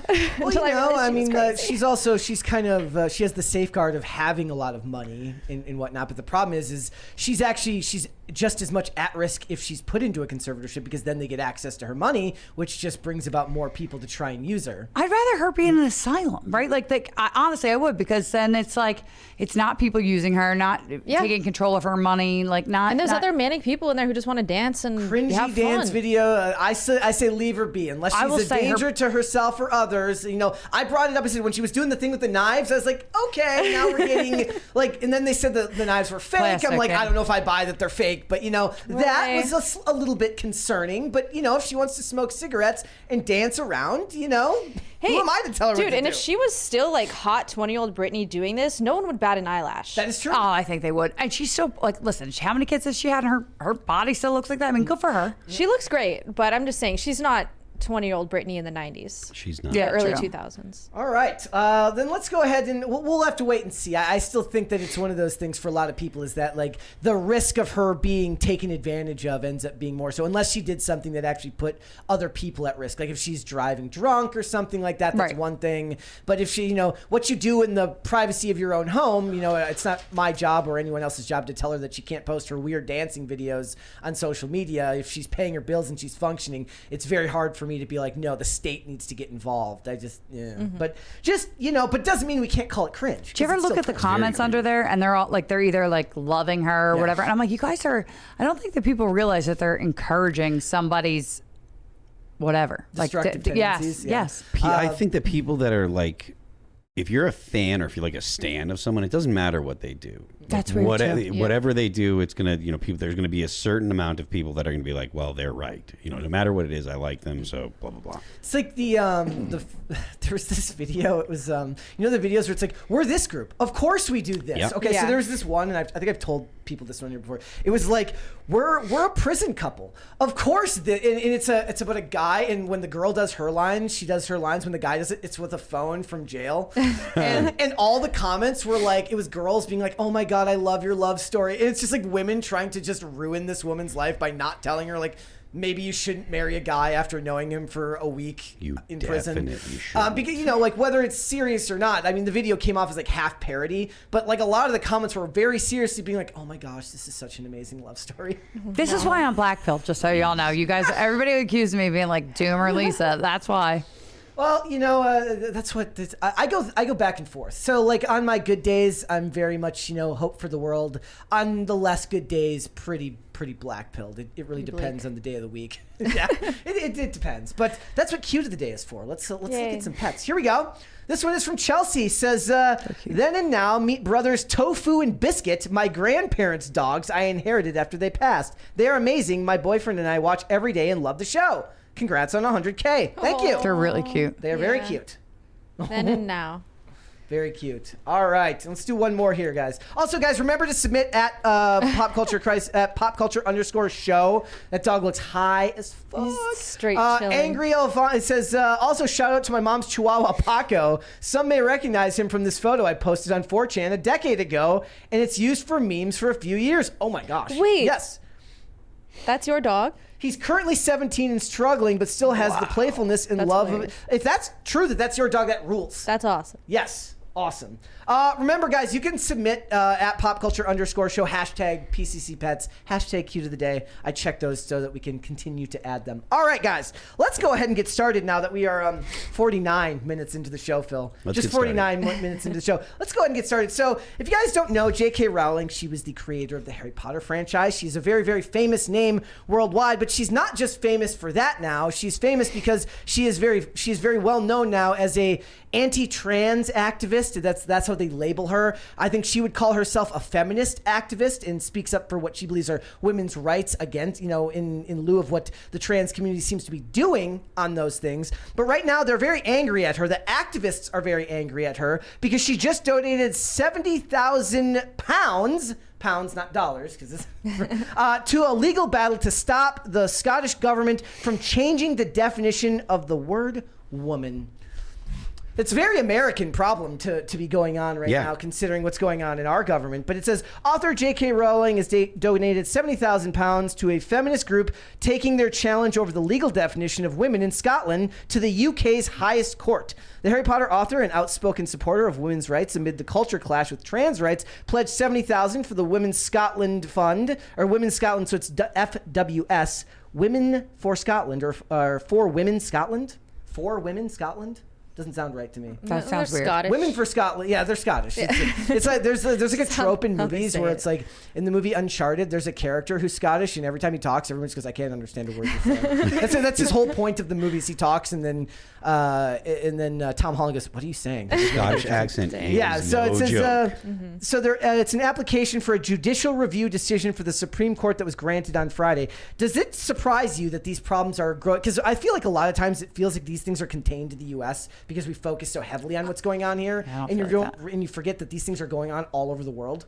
Not all over the world, in the Western world. In the Western world, yeah. Yes. No, I did a lot of work in England, so I saw a lot of this stuff firsthand. I'm happy that she did it, and I don't like feminism at all, but I'm glad that somebody's helping. Do you think it's happening more quickly here than it is in other countries? I feel like because the UK's lack of free speech makes it worse for them. Yeah, the UK's had the weird thing about all of the woke stuff is the UK doesn't have the same type of foundation that the United States does. So the US, the fact that the US had like slavery here, and then after slavery there was Jim Crow, like there's fertile ground to go ahead and be like, we're going to drum up but they look at them like colonizers, though, like colonizers, right? So they've got the UK. Like they look like people. I guess the woke left look at UK as like one of the biggest colonizers ever. So you have like all the Indian issues and the Muslim issues there. The angle that it takes over there is anti-colonialism. So people like Frantz Fanon and stuff like that are very influential, and it's because of the fact that there is no freedom of speech, and because of that fact, like it has really gotten into the UK, but the socialist mentality or the ideology, there's always been like significant socialist influence in the UK since Marx, because Marx was, I think Marx wrote Capital in the UK, if he might have, or whatever. But either way, whether it be the Fabian Society or there's a lot of historical socialism there. So there was very fertile ground for these kind of Marxist ideas to spread through the UK pretty easily. I think it's interesting because she's a perfect example of somebody who can actually make a lot of change individually, whereas most people, a lot of what you can hope for is to speak up on the internet or be part of causes that move forward with these things. But she can actually make pretty big changes. She just started her own women's shelter that is essentially, it's only for biological women. She did that on her own. And then this is kind of one of my complaints with most celebrities is I hate the idea of being, I hate the idea of activism to begin with, because I think activism is lame. But the idea that the only thing worse than activism is slacktivism, which is where you claim to be an activist, but all you really do is repost hashtags and complain a lot on the internet. Now, she's certainly very famous for her Twitter rants where she talks about these things, but she's at least putting her money where her mouth is and working to make a change in the direction she wants. I'd have a lot more respect for the people who want to change things in Hollywood, who see the world differently than me, if they were actually willing to go out there and do that in a way that put their own money at risk rather than just asking other people to do so. Yeah, right? And that's just me personally. But what's interesting is it doesn't seem to affect her work, because she's created something that's kind of it's so omnipresent in the culture that they can't find a way to get rid of her. So they work very hard every couple of months to tell you that she's a really, really bad person and you should stop liking Harry Potter. But if you've got nephews, nieces, kids, whatever, they likely know somebody, or they themselves really, really, really like Harry Potter or something to do with it right now. So they tried to cancel last year when Hogwarts Legacy came out. It was a video game. And they're like, if you support this game, you're basically a transphobe. And it did fine, right? It sold 22 million copies. Yeah. She just made $10.5 million off Harry Potter and the Cursed Child, which is a play. It's not even it's not even like part of the actual Harry Potter franchise. It's like a play that goes and they do, and it's like on Broadway and stuff like that. And on top of that, she doesn't just write under J.K. Rowling. She also writes a book series for a character called Cormoran Strike, where she writes under the name Robert Galbraith. And that has been turned into a BBC series that they've done 5 seasons for, and they're making another one now. And all of this is going on while she's still willing to speak out about what she believes in. Good for her. And it's funny because you could ask a lot of celebrities to do the same who have similar amounts of resources, but they're just not willing to do it because it takes a lot of effort to be willing to just speak up every day, because you have to feel so strongly about it. If she's that rich, though, that's like a drop in the bucket, right? Like, wouldn't that be like? Absolutely. That's why she's the perfect candidate for this, because Harry Potter is so loved, like beyond generations, and she's like a billionaire, isn't she? Yes. So it's like what Elon Musk did. That makes me think she should have given more money. That's all I'm saying. Yeah, I mean, I'm always one of those people. I'm loath to say like how much is like the right amount, because the same thing was happening with The Rock and Oprah with Maui. They're like, why didn't you give more? I'm like, well, how much is more, and like, what does that mean, right? Like, what that does is it discourages everyone from giving it all, because then they say, well, if enough is never enough, why should I give it all? Mm-hmm. Yep. I guess. Yeah. So, but it's also funny because like it kind of proves that the trans issue for a lot of people, it doesn't always survive in the mainstream, because I think a lot of people just ignore it, or they just pretend that they don't know anything about it. Because I follow a fair amount of like normie pages on Instagram, people that do their own content, and one of them, like, they took their kids to Universal to go to the Harry Potter theme park, and like the comment section was flooded with people with like Palestinian flags saying, you shouldn't support this is evil, trans rights, blah, blah, blah. And they either ignore the comments or they say, yeah, I don't know what you're talking about. But I think they do. And they like it, so they don't realize. I know a lot of moms now, and there are a lot of parents that have no idea about anything that's going on. It's shocking, to be fair. Like in these issues in general. Well, they don't know like that there's even like controversial books being in schools. Yeah. Like they just don't know. It's crazy. Is there a way to fix that? Well, the only thing you can do is really try and you can't force people to be engaged. Yeah, you can make the information as available as possible, but just like Lisa said, you can't make people pay attention. I feel like a lot of times in this space, and this is something that I think on a pretty regular basis, people get. It's not necessarily like an echo chamber, but it's tunnel vision because you're so into politics and you're so into these causes that you don't realize how disconnected most people are from these things. And this same thing happens every year whenever the elections come around. I'm like, you have no idea how little the average person cares about the election cycle because they just don't, right? And once you make politics your life and you care a lot about it, it's hard to imagine that other people don't. I feel like I call it like bubble, like I'll say people are bubble famous, right? Like everybody has like their little bubbles. Like I didn't know who Mr. Beast, like I knew who Mr. Beast was only after a couple things, but I had never seen one of his videos, and that was like a whole thing the other day. But I feel like that's because I'm in my bubble, like, right? Like I like my history stuff and my political stuff. And even though he's the most viewed person, I never saw one of those things because it's not in my bubble. This is why I think that's normal. It's why like when people are like, how like a lot of people will be like, oh, it's a psyop, this person isn't famous. I'm like, no. Your algorithm is just completely refined, and that's how all of us live now, right? Like what on any given day, what all four of us look at on the internet, we're living in different worlds, 100%. Entirely different worlds. So you don't realize that you're not going to have the same shared experience. Back in the day, what happens is you went to work. You went home, and if you watch the news, you watch one of the same 4 news channels. And so when you went to work the next day and you talked to people at work about what's going on in the world, you have shared experience. Right. We don't have that anymore. Nope. I think a lot of that actually contributes to what the downfall of society right now. Because the way I see it is like it's a necessary evil.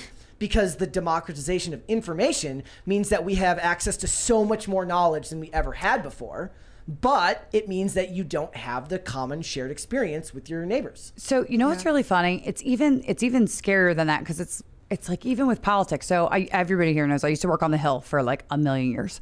And do you know that like the staffers and stuff, young staffers, I'm talking like 20 to 30 young staffers, and you would think that they would be engaged in politics, at least online too. But like 2 years ago, 2 years ago I left. There were so many staffers that didn't even know like who Tim was or who any of these people or who Charlie Kirk was. Like they were into the policy and they had no clue. So a year or two ago. They were like talking policy, but they didn't Most know people don't. Yeah. It was wild. And Tim has like a million plus followers.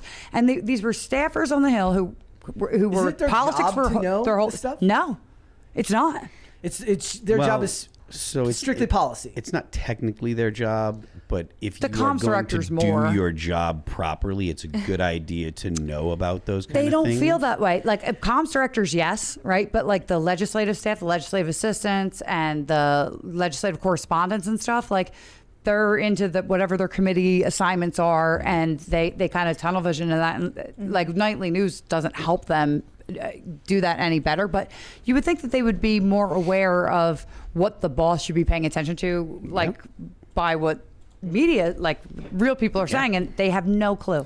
I actually think kind of this scary. Is gonna like play a role because we were talking about it's kind of an aside, but there was Cillian Murphy, the actor, was talking about how he hates the modern form of like the promotional tours they do for these movies. They feel like it doesn't reach anyone because it's a bunch of like self-obsessed celebrities who have to go to these interviews where they answer a bunch of inane questions and nobody really cares anymore because the veil has been lifted from these industries.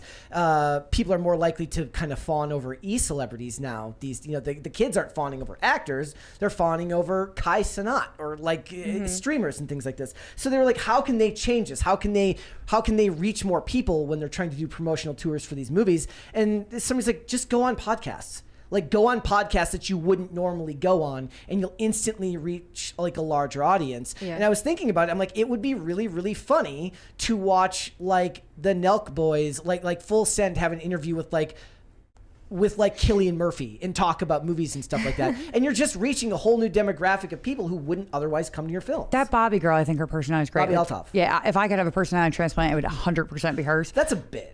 I don't care. I love it. Bit. If I could be, deadpan? I just need. I can't do it, but I. That's so opposite of you. It's I like know, literally but that's what I opposite. want. Like I want the deadpan. People love your spunk. Yeah. Yeah, no, I wish that I had that. But no, what was I going to say? There was something that now I just lost my train of thought. But I don't remember. Go ahead. But that's the point, right? Is like how do we get to a shared experience again? If somebody like J.K. Rowling can remain famous and make billions of dollars on this franchise, well, people have to then argue that she's over, she's never going to be famous again. It's like nobody cares. Like all the stars of the movie have been forced to denounce her. Wasn't Billie Eilish just complaining about that? She was at some award ceremony, Yes. and I just saw her she was whispering apparently, "Oh, there's too many TikTokers here." Yeah.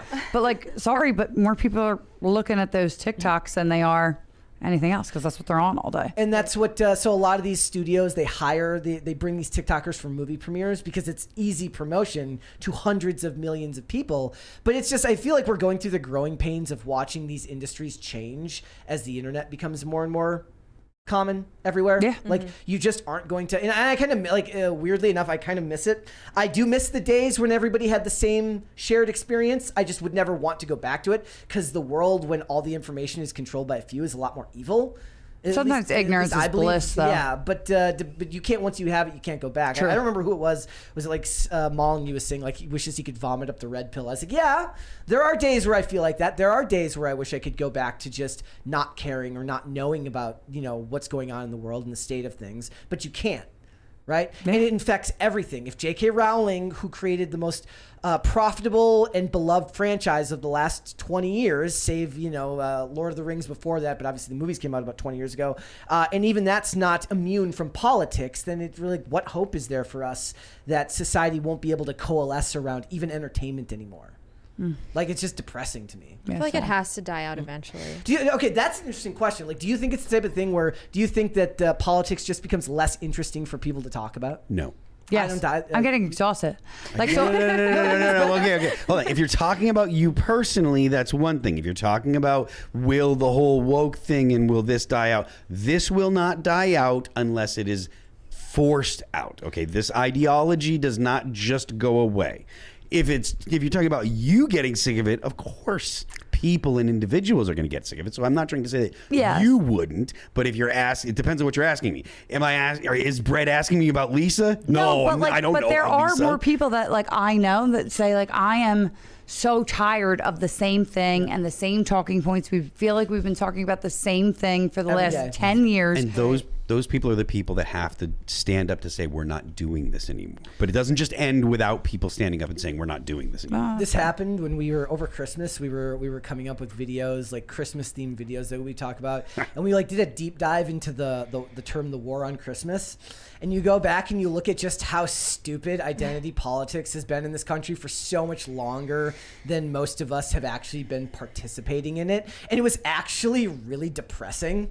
Where I'm just like, no matter how much you think things have changed and how much you think that this time is the most relevant time for this stuff, it's not. It's going to go on forever. It's going to go on well after you care because it was going on well before you cared. It ebbs and flows, though, and because there was in the '90s there was a push for political correctness, and it got beaten down, it got beaten back, and it didn't go away. It just got pushed back, and then the aughts, you had people that were kind of not really into that, and the whole political correctness thing. We thought that it was kind of gone, and then in the late aughts and early teens is when it made its resurgence. But it does take people making decisions. So if people are like, we don't want to do this, then we won't. But if there are people out there that are like, we actually believe this stuff, they're going to keep doing it.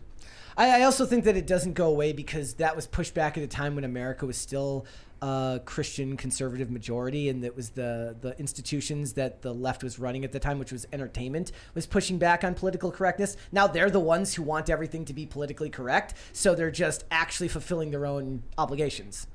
So it doesn't go away until there's a viable alternative that goes larger than just internet level mass marketing, right? There has to be a vast pushback that allows you to make those movies. But how are you going to do that if you can't even get distribution at movie theaters, if you can't even get a way to actually make it out to the general public so that they know what's going on?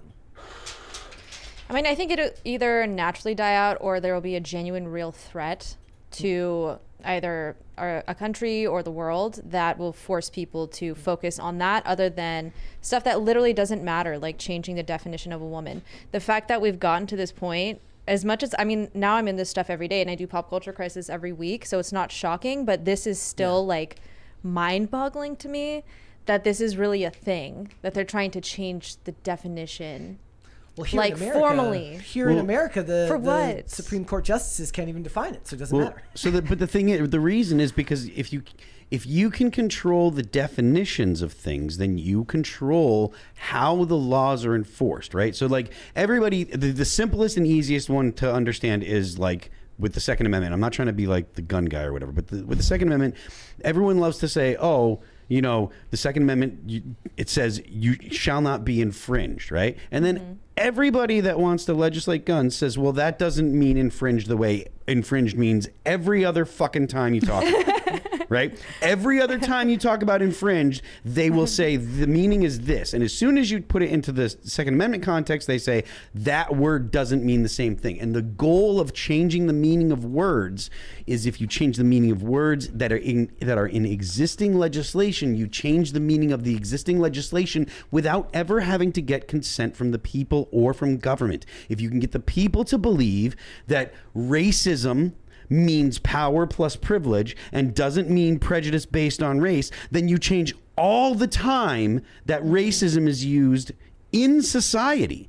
And then it becomes an ability, it gives you the ability to manipulate people. So this is all about manipulation, and it's all about execution of power. It's not about legitimate disagreements about meanings. It's all about attempts to grab power. That's all it is. And the even more nefarious side to that, not just the laws, but to me, it's like you could be talking to someone, even a friend, and you're discussing something, you're saying the same words, and you're not having the same conversation. I feel like this has been something I've been harping on more and more recently, because I feel like we were talking the other day about the ideas like what actually scares you. I said, to me, more than anything, not having what I mean be understood is probably the most frustrating thing in the entire world for me, because I feel like I struggle with that most days anyways, which sucks when you host a podcast, when your biggest fear is that you're going to say something and you're not actually going to be able to describe what it is what you mean. And I thought the phrase was really, really good in this movie. It says, sometimes the things in my head are so purely what they are that when I try to translate them to words, it doesn't take. And that to me is more scary than anything. So if that's already a problem for you, that's one thing. But if you can go into a conversation with good intentions and use the same words the other person is using and come to vastly different conclusions because the words no longer mean the same thing, what the hell are we even trying for? There's one more thing that I'll touch on in this that James Lindsay mentions a lot. Look, the whole the land dedication that you hear a lot of times, people talking about, this is traditionally whatever native group, it's their land and stuff. Part of the reason that that's bad is again, this is trying to change the meaning. If you can get people to accept that the land actually belonged to someone else and that you acquired it illegitimately and that you have to apologize, you're not covered under the Fourth Amendment anymore. Yeah, because so the Fourth Amendment only covers legitimately acquired stuff. Anything that you stole, the Fourth Amendment doesn't cover. The government can just take anything that it's decided that you've stolen. So if you can get people to consider your property, the land that your house sits on, if you can get people to consider that stolen, the government then can make an argument, well, we're taking it because it was illegitimately acquired. And these things are steps down the road, but these are the methods that leftists have historically used to steal property from citizens. So this isn't something that I'm coming up with talking about, maybe in the future. This is stuff that the socialist governments have done in the past. I want to go back to the time where it was like cool and good to conquer land. Honestly. I'm okay with that. We can work on that. I'm okay with that. All right, you got the super chats there?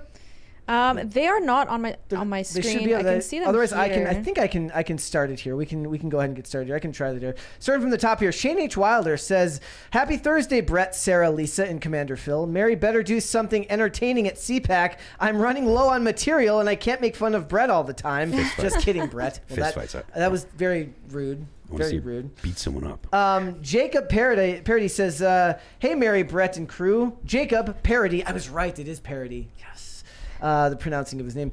I wanted to mention that Narbar's Candles is run by a Catholic family. My 17-year-old niece is co-owner. I'm proud of her. Public Square, let's go. That's sweet. Yes, that's awesome. There you go. Let's And go. that's, I like that. more people starting companies is also a good thing. Do you guys actually use Public Square? Nope. Like to shop for anything? I do have the app on my phone. I haven't really dug into it though. I just saw somewhere. I hear good things about it, honestly. So I heard don't do a the lot other of day shopping somebody online. mentioning like that now there's like a ban I from know, you- Chipotle or a boycott of Chipotle going on, and I have no idea what for. There's always a boycott of something going on. Yeah. I didn't hear that one. Yeah. Shane H. Wilder says Boy Kills World is the Boy Meets World sequel we didn't know we needed. Yes. That is very, very true. I thought that immediately. I'm like, Boy Kills World? Does they mean Boy Meets World? But then I was like, I'm old, so maybe not. Chris Noski says, I've got great news for Phil. It's only costing me $5 to tell him that he just lost the game again. You can't do this. What Like, game? if this is Okay. going to be a thing, I'm just going to block you. You're going to need to explain. So I was told about this last night. I had never heard this before. You've never heard of the game? Okay. Can you explain it to people? The game is if someone says the game, mentions the game, makes you think of the game. But that what's means the game? That's the game? Listen to me. This is the game. ridiculous. The game is Okay. if someone comes and holds up a sign that says the game, you've thought of the game, that means Is you it kind lose of the like game. this thing? Exactly. Okay. If you look at this, you lose. If you think of the game, you've lost the game. So all that has to happen is someone has to say the game, and then you're like, oh, But damn it, don't- I lost the game. But don't they lose for saying the game? They've told you about it, so you've lost. They lose thinking about it to conceive of it, then they pass it on to you. It doesn't really matter. It's the dumbest game ever. When did Obviously. this Is start? old. It's very much like this. This but I it's know. Okay. The game I'd never heard of. Yeah, the I game like is- this because there's physical activity involved. with that. I've seen this where it's like there's a melody, blah blah blah blah blah, and then at the end they just go, and you just lost the game, and so yeah, you know about it, right? I do. I remember someone telling me about the game in high school, and then I lost it like the next day. Yes. That's the game in and That's of the itself. game. And so he called in to the show, and he said, oh, blah blah blah, the game, and I was like, damn it, because I knew the game. No one else knows the game. But I was like, oh, damn, and then everyone's like, what? And I'm like, this is the game. And I had never heard of Was it. it the first time you lost? No. Oh, okay. No. I did, about a year and a half ago, maybe 2 years ago, I put up a video on TikTok and on Instagram of just my sitting there with my phone looking at it. You can't see the phone. You can see me this way. I look over, I smile, and I just hold it up, and it just says, you just lost the game. It's like, Wow. so I've been doing this. I've been doing this a long time. You can actually, I retweeted it the other night, so Oh, it's still gee. on my Twitter account, fairly close to the top in the media thing. So, All but right. yes, the game. We will hold off on the rest and we will come back after the fact. All right, I want to talk about Disney a little bit because Disney is a company that has endless problems these days, or at least it feels that way to most of us. All their movies are bombing. Bob Iger doesn't seem to really be able to fix the problems that he started many, many years ago. And then, of course, he retook the company back over from Bob Chapek. But right now, there was an article that came out from this tweet where somebody from Puck News talked to an executive at Disney who said that, all of the box office failures, all of the things that are going wrong with the company, if you've got kids and you won't take them to see Disney movies, well, why is that? Well, it's not because the company's doing things wrong. It's because you're a bad person. That's what they're saying. So this is the actual thing that was said, not in the article, but the actual response. So he says, light feedback this holiday week, but I want to share a DM I got from a Disney executive in response to Thursday's column on whether the politicization of the Disney brand impacts box office. Quote, everyone says it's the movies, stupid, which is an easy thing for people to say. More appealing movies are a great way to jump the political issues, but more and more our audience, or a segment of the audience that has been politicized, equate the perceived messaging in a film as a quality issue. They won't say they find female empowerment distasteful in the Marvels or Star Wars, the latest trilogy starring Daisy Ridley, but they will say they don't like those movies because they are bad. So make better movies. Make better movies becomes code for make movies that conform to regressive gender stereotypes or put men in front and center of the narrative, Yes. which is what you're seeing now and what Bob Iger's pivot is about right now. So they're saying that Bob Iger is going to pivot to men basically, because it's not working. I find this funny because you'd think what they'd want is for people to be able to give you general criticism, because if they say that it is, if somebody was to actually come out and openly say it's because there's women in your movies, you'd call them sexist, because if there isn't a legitimate criticism, that actually is a sexist thing to say. If you can't actually levy a reasonable criticism for what it is. But now they don't even want you to say any criticism at all, because they're just going to assume what your motives for that criticism are. Mine are going because I guess I'm a bigot. Like, I guess that's why I'm not going, because I haven't even attempted to see them on purpose because of that. Yes. Do you let your kids watch like the older Disney movies? Yes. Like what's the Swiss Family Robinson? They get down, they pray on the beach. It's like one of the first things. Like, yes, they're allowed to watch Pollyanna and things like that. And right now they're watching Leave It to Beaver. Fine. That's not Disney. Well, I know, but it's like old. I like them, let them watch all the old stuff. But yeah, I won't go to see any of that. And I guess if you want to call me a bigot for it, go ahead. The thing is, it doesn't matter if anyone calls you a bigot, because they're probably making stuff up anyways. Like, that's my thing. Like, but your movies are bad, and people don't want to see this, and they're bad because these things are in there. Like, I don't know the cinema. Like, if the cinematography is bad, I do know that this stuff's in there, and I don't want to expose my children to it, so I won't watch it. So he's not wrong, I don't think. That's well, I mean, except for that you're a bad person. Yeah, part, you're not a bad you're not a bad person. I think I'm a great person for not taking my kids to see that. Yeah, I mean, I don't see how they can lay the blame on the people, because, for not coming to see things. Like, it's not like that's a reasonable thing. You can't tell your shareholders, look, here's the deal. I know you guys expect money, but everyone's an asshole. And if they weren't assholes, they would come to our movies. So we don't have any more money for you guys. Your stocks are losing, you're losing value or whatever, but it's not our fault. It's the people that doesn't work. It doesn't Is there work any at all. other industry where you can do that? No. I literally can't think of any other industry other than Hollywood and in entertainment where you're allowed to just say, I'm not the problem. The people I'm trying to sell my product to are the problem. But that's been happening all around, though, like in regular commerce anyway. If you go to like Macy's and you're like, hey, this like zipper's broken, like, on this like last shirt you want to buy, and they're like, oh, you're an a-hole for noticing. Like, it's been there. It's been like that in all types of customer service lately, because the people that are working the customer jobs they don't put the customer first, they put themselves first. Yeah. Like, we live in a very selfish society. So it's like, why are you asking? Except Costco.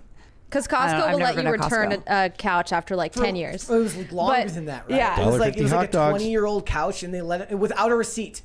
As they mentioned, like, without a receipt, as if anybody expected a person returning like a 10-year-old couch to still have the receipt for it. Did you see that story? No. Yeah. It was great. Not to derail, but I've never been to a Costco. No, that's a great an story. Amazing story, Yeah. right? And they haven't lowered and they haven't changed the price. I'm gonna like go in with a jar of ash and be like, hey, this couch burnt down. Can I get a new one? Well, one Does of you guys Costco take me to have- Costco, because I've never been to one, and I don't want to get a membership, and like, if I don't like it. I've never been. Are they the one with the $1.50 hot dog, or Yes. is that Yep. Central? Yes. Costco? Okay. Yeah.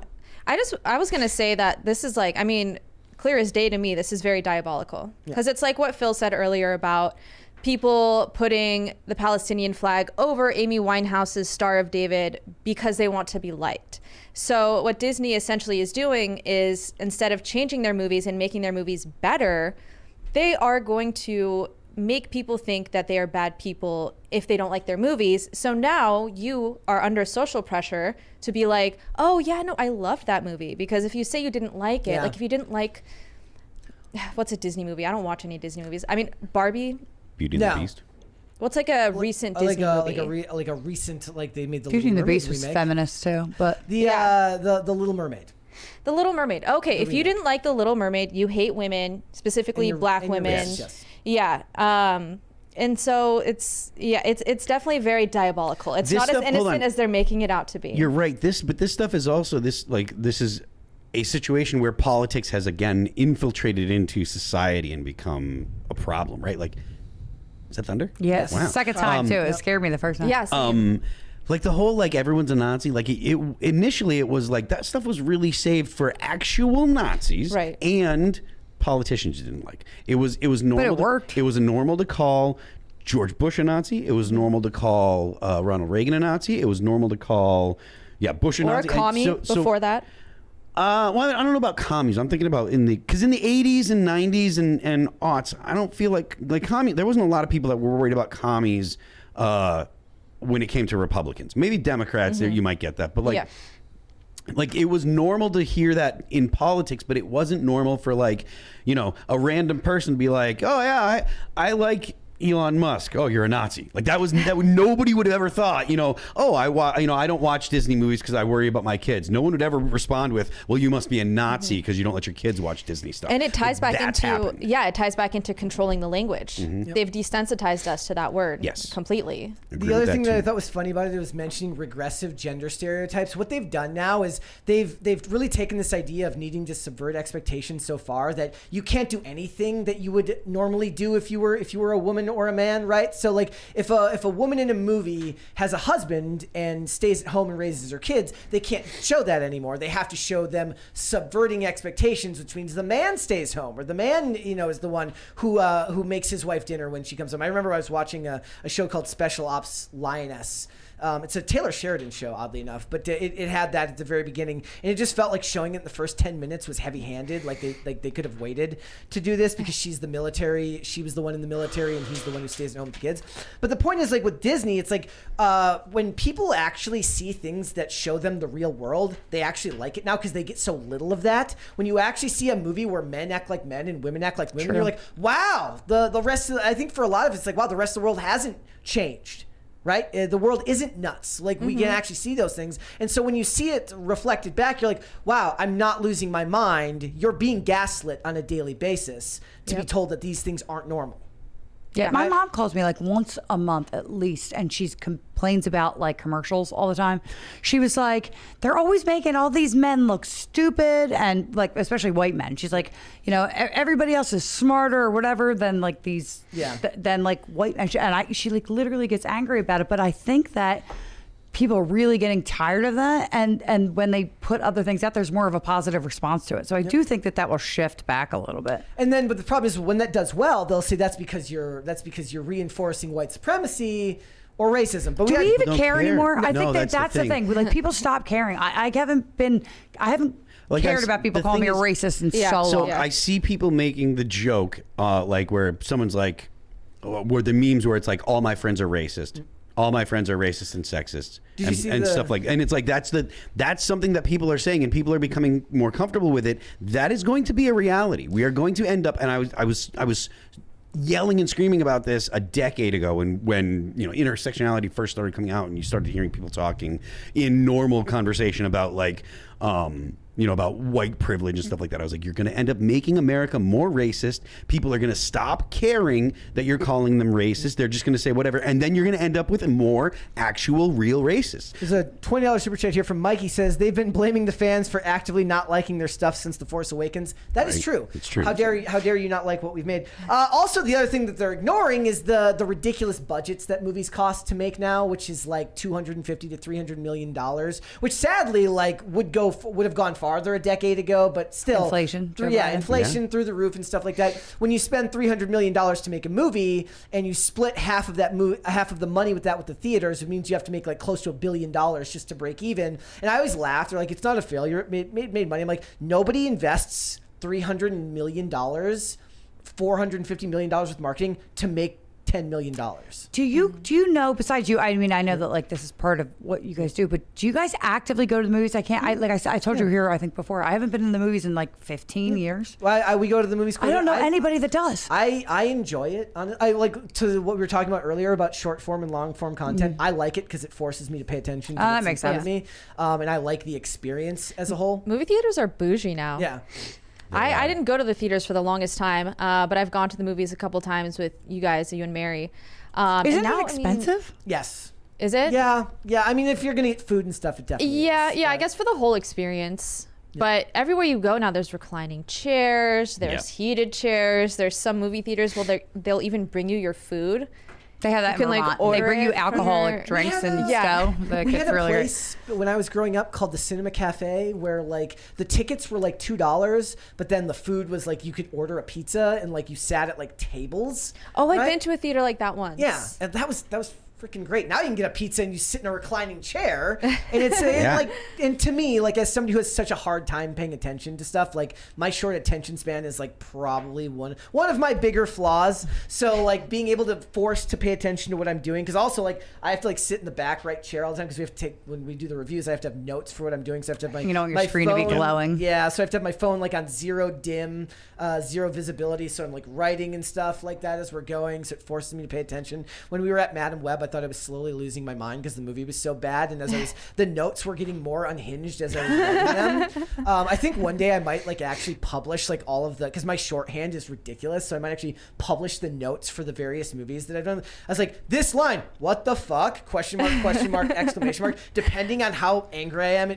like more exclamation marks means I was more weirded out or more upset by it and stuff like that. There's a scale. But like in general, for most of these things, I just can't imagine any other industry where you get to actively blame the fans, but because they make most of their money through not venture capital, but through various types of investment now, and whether you want to talk about DEI policies or you want to talk about stakeholder capitalism, it's like there's not really an incentive to actually make movies that people want because they put the politics and the message first. But here's the thing, like one of the things I like doing, and I know that this is kind of it makes you a pushover. I like when I go to a movie where I'm expecting to hate it, or even if it's actors that I don't like, I like going to see a movie where I might not like that person and seeing them do their job well. I do. I like that. Like we went and saw a Hunger Games movie with Rachel Zegler, who'd been trashing because she's an annoying person for months.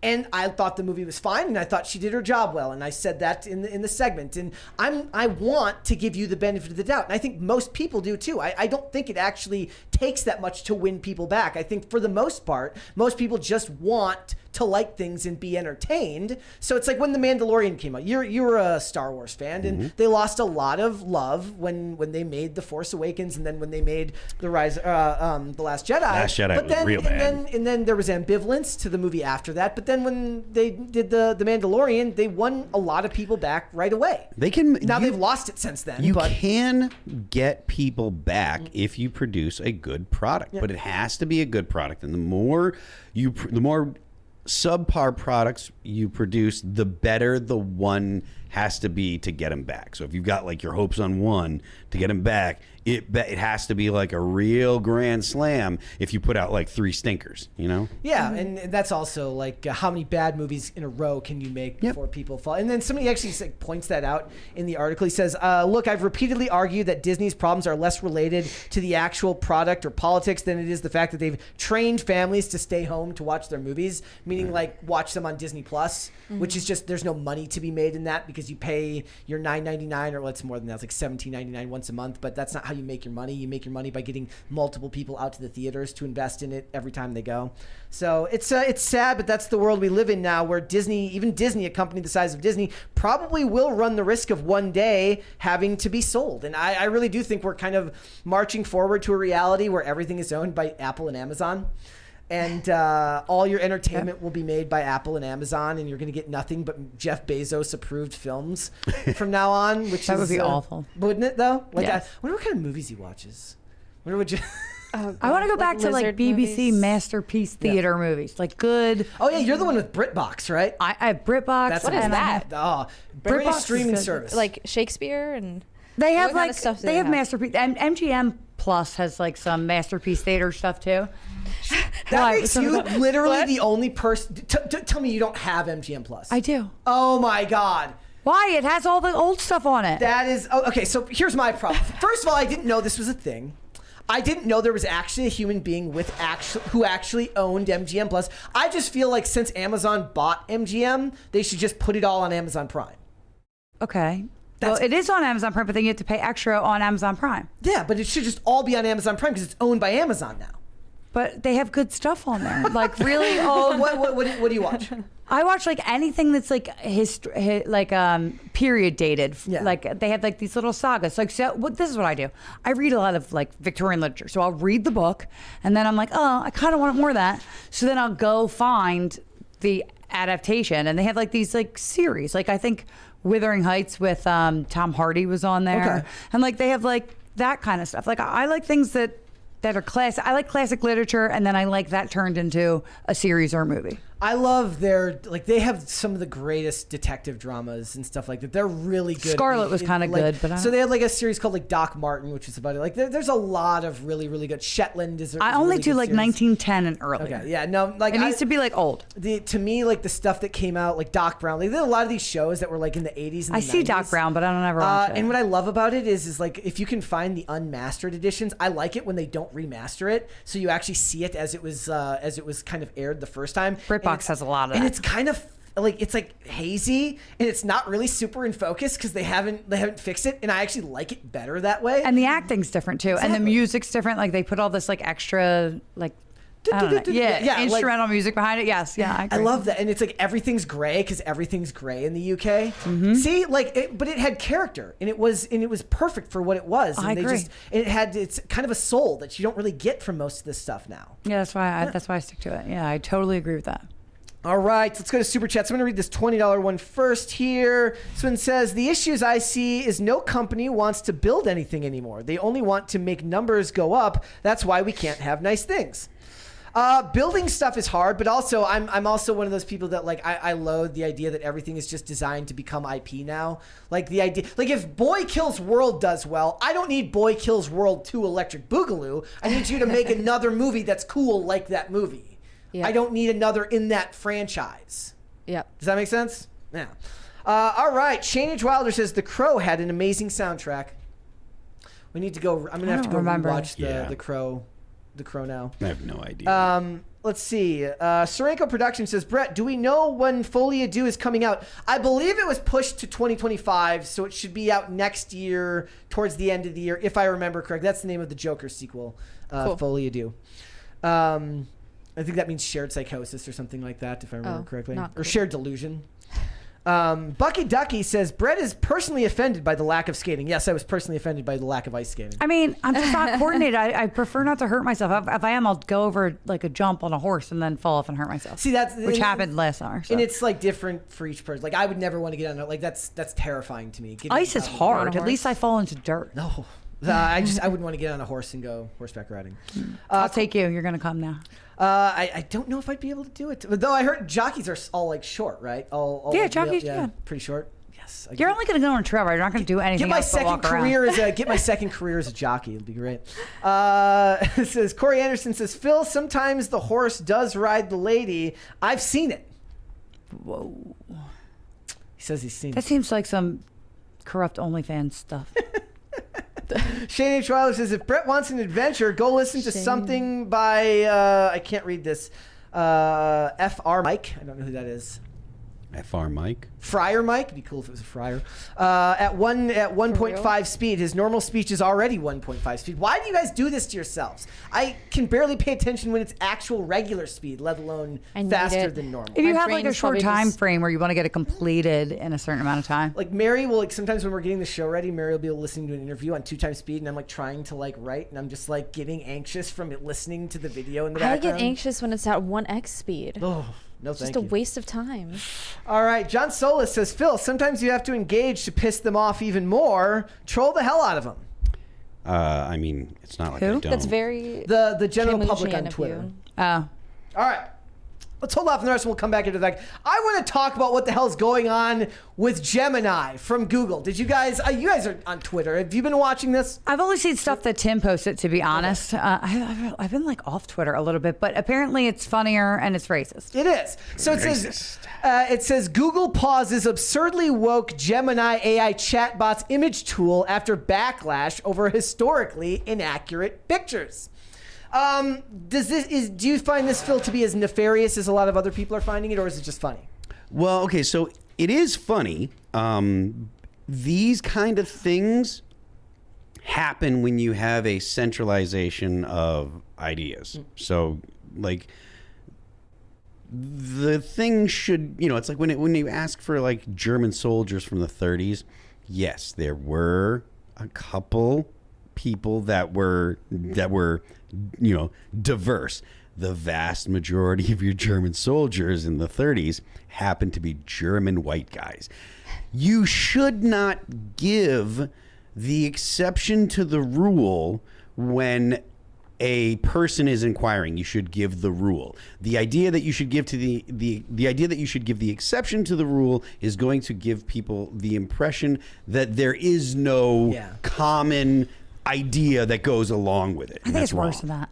I think that it's not nefarious, but I do think it's really problematic because, like we were talking about earlier, people don't read, they don't really care about history, they just Google something to get their answer. And when they see it, it's an inaccurate representation of history. I don't think there's going to be a ton of incentive. Thank you guys. Thank you guys. I think it actually is what people say. Is like, you know, the argument people always make. They're like, if you go on the internet and you say I love apples, they're like, oh, so you must hate oranges then? Yes. Like that's the idea that people nowadays they kind of when you enter a conversation without somebody like in the real world and you talk to a friend or you talk to somebody you know, even if it's not somebody you don't know and you're in shared space, there's kind of a common level of courtesy that tends to happen with even like just a cordial conversation, right? So like when you're on the internet, your hackles are already up. You're already kind of on edge, thinking that everybody's out to disagree with you. And I think a lot of people see the world that way. I'm not saying everyone's like that, but when you say, "Oh, my name is this and I love apples," they're like, "Oh, so you must just freaking hate oranges." Oh, I see then. that happens. So the idea of what Phil's saying is perfect. Is that yes, they want to show the exception.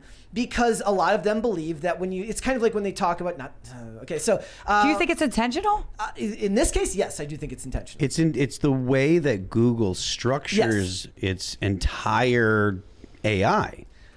Look at James Damore. James Damore literally warned everyone that this was going to happen. Yep. This was like 5, 6, 7 years ago, whatever it was. But he said you're going to get problems where you're going to have Google giving unrealistic answers. Well, this is my thing. I think that because of the way that they prioritize their algorithms and they prioritize certain news stories over others, and like, you know, if you're really searching for something that you want to read, it's like on page 7, but nobody gets there. Yeah. I think that they built AI to, you know, go in line with that type of algorithm. However, I think when it's like generating a picture, I'm sure that like Google wasn't intending for it to have like a black guy in the founding fathers picture. Like, no, I don't think that was intentional. No, it defaults. What it did is the intent is the default human is not white, and it is not context dependent.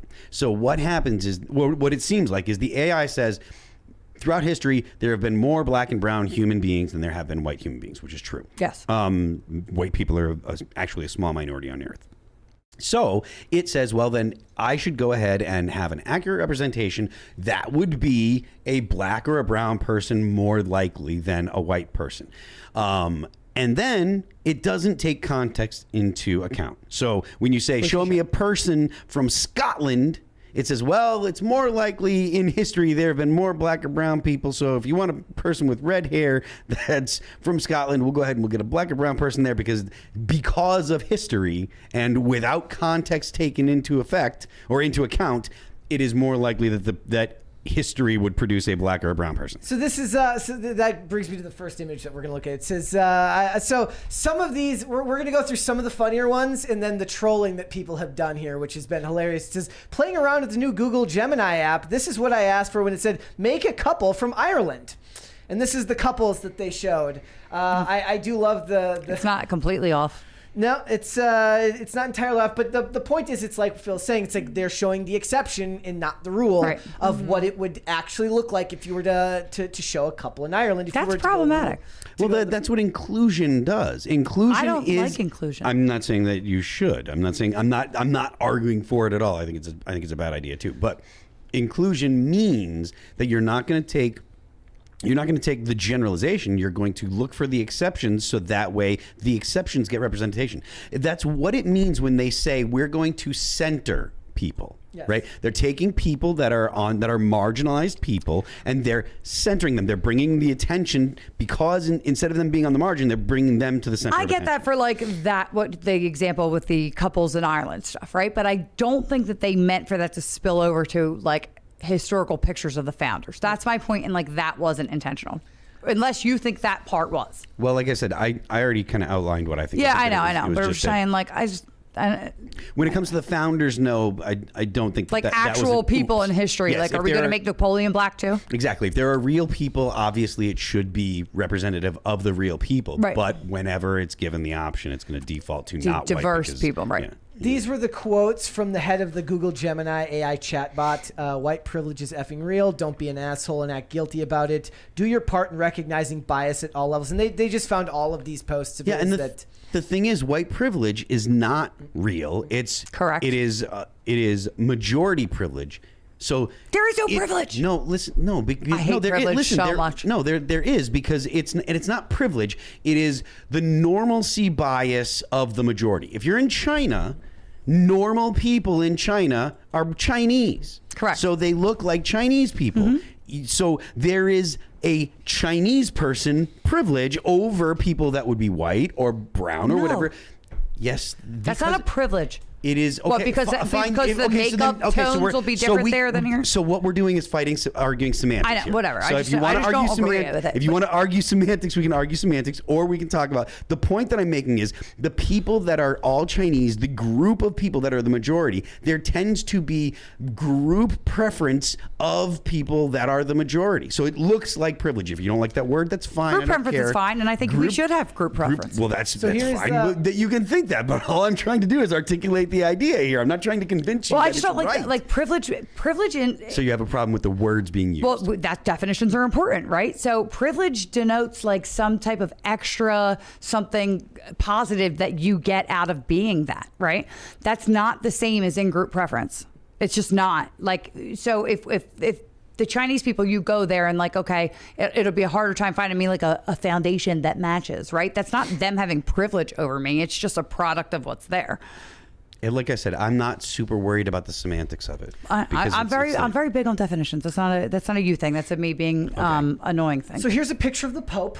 Stop. They said, are you kidding? That's blasphemy. They said here's an image of a Pope. We have real popes. Yep. So there's that one, and then we have this one here. It says make a ginger person. Oh my! I think that's an insult to all gingers. Especially given that Hollywood right now is in the middle of an ongoing gingercide that has been going on for well over a decade, where they systematically remove all gingers from movies and television. By the way, if you do like seeing gingers in your movies and television, there was a show on TV called The Mentalist back in 2009. Every episode has more than one ginger. It was because the name of the main villain is a character named Red John, and every episode has a red-haired person in addition to a red-haired person on the cast. Isn't Disney doing that? I saw something going around where they've like eliminated all the gingers out of almost everything. That's the ginger side. That's the ginger side. That's crazy. This was my favorite. It says, here's a photo of vanilla ice cream. Oh my God. Now they're just I saw something about vanilla pudding too, I think. This one, this kind of race hate feels very risky for Google. It says, show me an image that illustrates black joy. Here it is showing Latink's joy. We're not allowed to have white joy, are we? No. I knew it. It says, while I understand your request for an illustration of white joy, I'm unable to fulfill it at this time. It's important for me to avoid generating content that reinforces harmful stereotypes or biases. And unfortunately, the concept of white joy has the potential to do both. But they also do have Asian joy. But we've got more here. So this is Elon Musk, which looks a bit like Tiger Woods in a way. Like that's Elon Musk. This can't be. I've seen that before though. So they started trolling here. Okay, there's this one here where Elon Musk then said, "I can't believe Gemini made this unfair picture of Trudeau," which was my personal favorite of this. The various different. They should have just made him Castro of types of Trudeau. This one it says a Viking warrior who ruled from Norway from 975 to 955. Psych. This is actually from Netflix when they did it. Yeah, they did do that. Yes, did you watch? Somebody. I started to like watch a series and they're like, you can't watch that. It's and they got mad about that and it wasn't that great anyway. So. And then this one, this is when people started trolling. They said, I had them generate images of Joy Behar and Jimmy Kimmel. Blackface on both. That's really fun. So just remember, some celebrities are allowed to get away with it and some aren't. That's very interesting how that works. Just depends on what side of the aisle you're on. It is. And then this what Steven Crowder got into. It says, we typed Steven Crowder, white talk show host, and it gave us this. I feel like the white talk show. Sorry. What? Nothing. Did you say he looks better like that? Is that what you said? See, somebody says Elon Woods. I thought the Elon one did definitely look like he looked a bit like Tiger Woods there. personally. Yeah, I saw it. A little bit. Little fusion It looks a there. little shiny to me. I don't know. Maybe I'm far away or something. All right, guys, let's go ahead. Let's do these super chats, and we'll just hang out until we're done Let's today. go. It's gonna be fun. All right, where do we leave off? Me and Phil will yell at each other again Yes, for everybody's entertainment. I'm more than happy for you Mom guys and Dad to keep yell. arguing.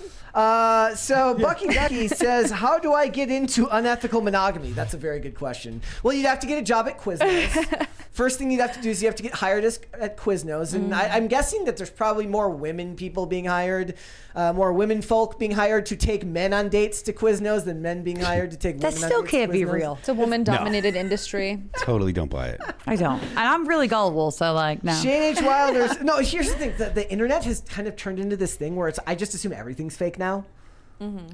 I think better to err on the side of it's fake. I'm starting to get there, but I got had a couple times hard. Like on what? Ashley Sinclair wrote like Hillary Clinton put me on her list, and I totally believed her for like a whole day until somebody what was this? Ashley Sinclair like put like a little thing up. It was like a little screenshot of it's like Hillary Clinton added you to like a list on Twitter, and I was like, oh, she didn't, and I really believed her. Like, yeah. That is I was endearing- worried for her. Endearing innocence. I was- I don't believe anything anymore. genuinely unless I worried. see it with like my eyes. Even I'm when I just see it, I so think it's fake. Jaded. Yeah. Even when I see it, I think it's fake most of the time. Which Yeah. is so weird because I'm like the most black-pilled person, but there I am like being extraordinarily trusting, especially when I like hate everybody and think everybody's a liar and going and the world's gonna burn any day. The fact that people get black pilled and become so cynical becomes its own problem. So it's really, really, really tough to navigate, because I understand why people have the impulse to be like, I don't believe anything. You know, I don't believe anything I hear. If I hear it from this outlet, it's all bad, blah, blah, blah. Your best bet is to go to multiple outlets that tend to conflict and have conflicting opinions, and try and disseminate your idea of what's true by you know, looking at multiple places. It might be a virtue of great like being advice. older though. Like, you know how like moms and dads are like, oh, I got this chain email and like, is, you know, did feel you like see that's- I this? forgot Like about these that. alerts, you know, I feel like think that's a symptom of people being unfamiliar with technology. But also, like, I grew up, like, because of cold calls, I was just raised to think that everything's a scam. Like, I'm sure I've given up plenty of great opportunities because I'm just like, sounds too good to be true. Probably a scam. I mean, yeah, that's true, but like there's a lot more people. Like COVID did a really, really shitty job on like the American psyche. There's a lot of people that up until then believed in the government. Like there's a lot of people that were like, you know, the government generally is good. I know there were things in the past, but blah, blah, blah. And, you know, whereas I personally wasn't, you know, I've been a libertarian kind of dude for a long time, so I've always been fairly skeptical of the government for a while. Even I didn't think the government was going to do things, you know, that were as blatantly bad, you know, as blatantly, like I didn't think, you know, when Rachel Maddow is being directed by the government to say things like, look, if you get the vaccine, it stops and blah, blah, blah, you know, with no way of knowing that at all. Those kind of things really even surprised me. So I do think that there's a lot more people that are way more skeptical and cynical, and I don't think that's a good thing. I think it's a bad thing. It adds to a lower trust society, and low trust societies are dangerous. They're not as successful. You don't have as many happy people. There's just a lot more problems. I try to just focus inwards and be like, okay, so this is me. My hope is that the rest of the country isn't like that, right? Like it's my own cross. Don't you go outside and get let down every day? I live in Philadelphia, so I get let down every day. See, for Just look at the news. When for me, it's not like that. Like when I get done with work, like if at least in the summer, spring, and fall, most of the time I go out and skate and I feel instantly better. I get physical activity and horseback riding does that for me. Yeah, and I'm in a lot better mood. But the second you get back online, I really do think a lot of it boils down to like what really changed. You know, a lot of people believe that the world, 2012, the world ended, or like when the Large Hadron Collider got turned on, and you know, and the timeline shifted. But it's Mayan like what calendar changed? ended. You got a piece of technology in your pocket that gives you access to all sorts of awful information That doesn't leave you alone. That never lets you be. but it does really translate to like society. So I take my son to football, and there's these two little girls, and they're playing with my daughter, and the one's like, oh, I have anxiety. I have really bad anxiety. And the other one's like, I have this. And the other one comes up to my door. She's like, yeah, I don't know if I'm a boy or a girl yet. And I'm like, this isn't just online. This isn't just online. But the thing is, so that's when I get like losing it. But you hear stories about people that have kids that are dealing with that. They're dealing with that kind of stuff with their children. As soon as they take the children out of that environment, they take them out of the school, whatever, put them someplace where they're not exposed to that stuff. 6 months later, that shit goes away. Right, but the fact that like these parents are like encouraging this, like they're encouraging telling their kids that they have anxiety. Like you're 8 years old, unless you've had some serious trauma, you don't have anxiety. So I told the girl, I'm like, you don't have anxiety. That's because this is the new religion that people are right. So when I say it's like it's all, that's the kind of stuff that frustrates me online, and then I think like I'll get away from it by like going horseback riding or doing something else. But then you run into these people. And it's like, it's not just online. It's right in your face. Yeah, it's really out there. And then that gets like, to me, it's like, oh my God, it's not just online. It really is. Online this is more real. It is real. It's not something that it's not that it just lives online, because if it only lived online, you wouldn't see it in legislation. You wouldn't see it in HR departments. It is absolutely real that we have to deal with it.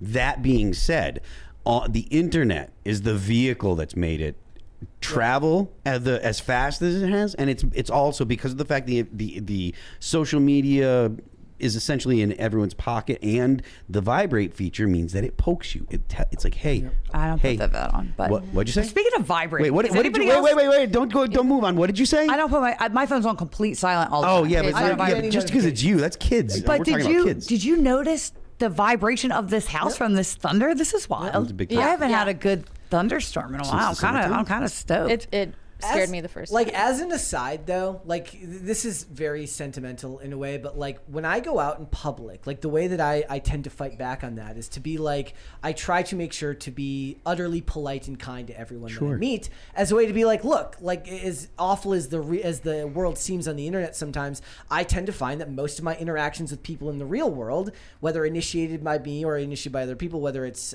you're purchasing something from someone or you meet someone while out and about, like a lot of times when I go skating, people are like, will look at what I'm doing, like curious and want to come up and ask me about what I'm doing. And if you're polite and you try your best to be kind to everyone that you're talking to, and I know this sounds lame, it's like it kind of feels like you're actually putting something back into the world that can combat that. But like Phil's saying, it's a lot harder to do that as a single person in the real world than it is as information travels so much faster. It is why I tend to be like, whenever they talk about these issues, and Phil and Tim would talk about these problems being self-correcting because people aren't having kids, and these people that fall into these ideologies don't have kids. I'm like, that doesn't matter. The internet causes these things to replicate far faster than you could ever hope for it to manifest through, having your own kids most of the time. I'm not sure how.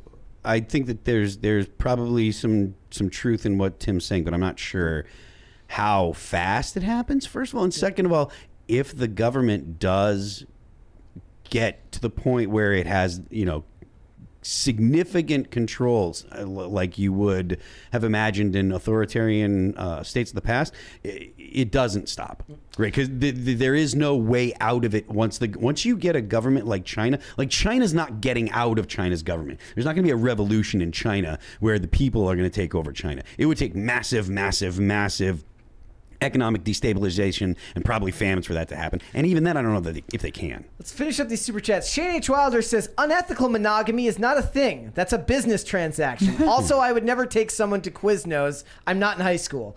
Well, that's just elitist, my friend. There's nothing wrong with the sub, okay? It's fine. Have you seen the prices of those things these days? That Subway $5 footlong is like $20 now. Like it's not as cost effective as it used to be. That yoga mat bread. Yeah, exactly.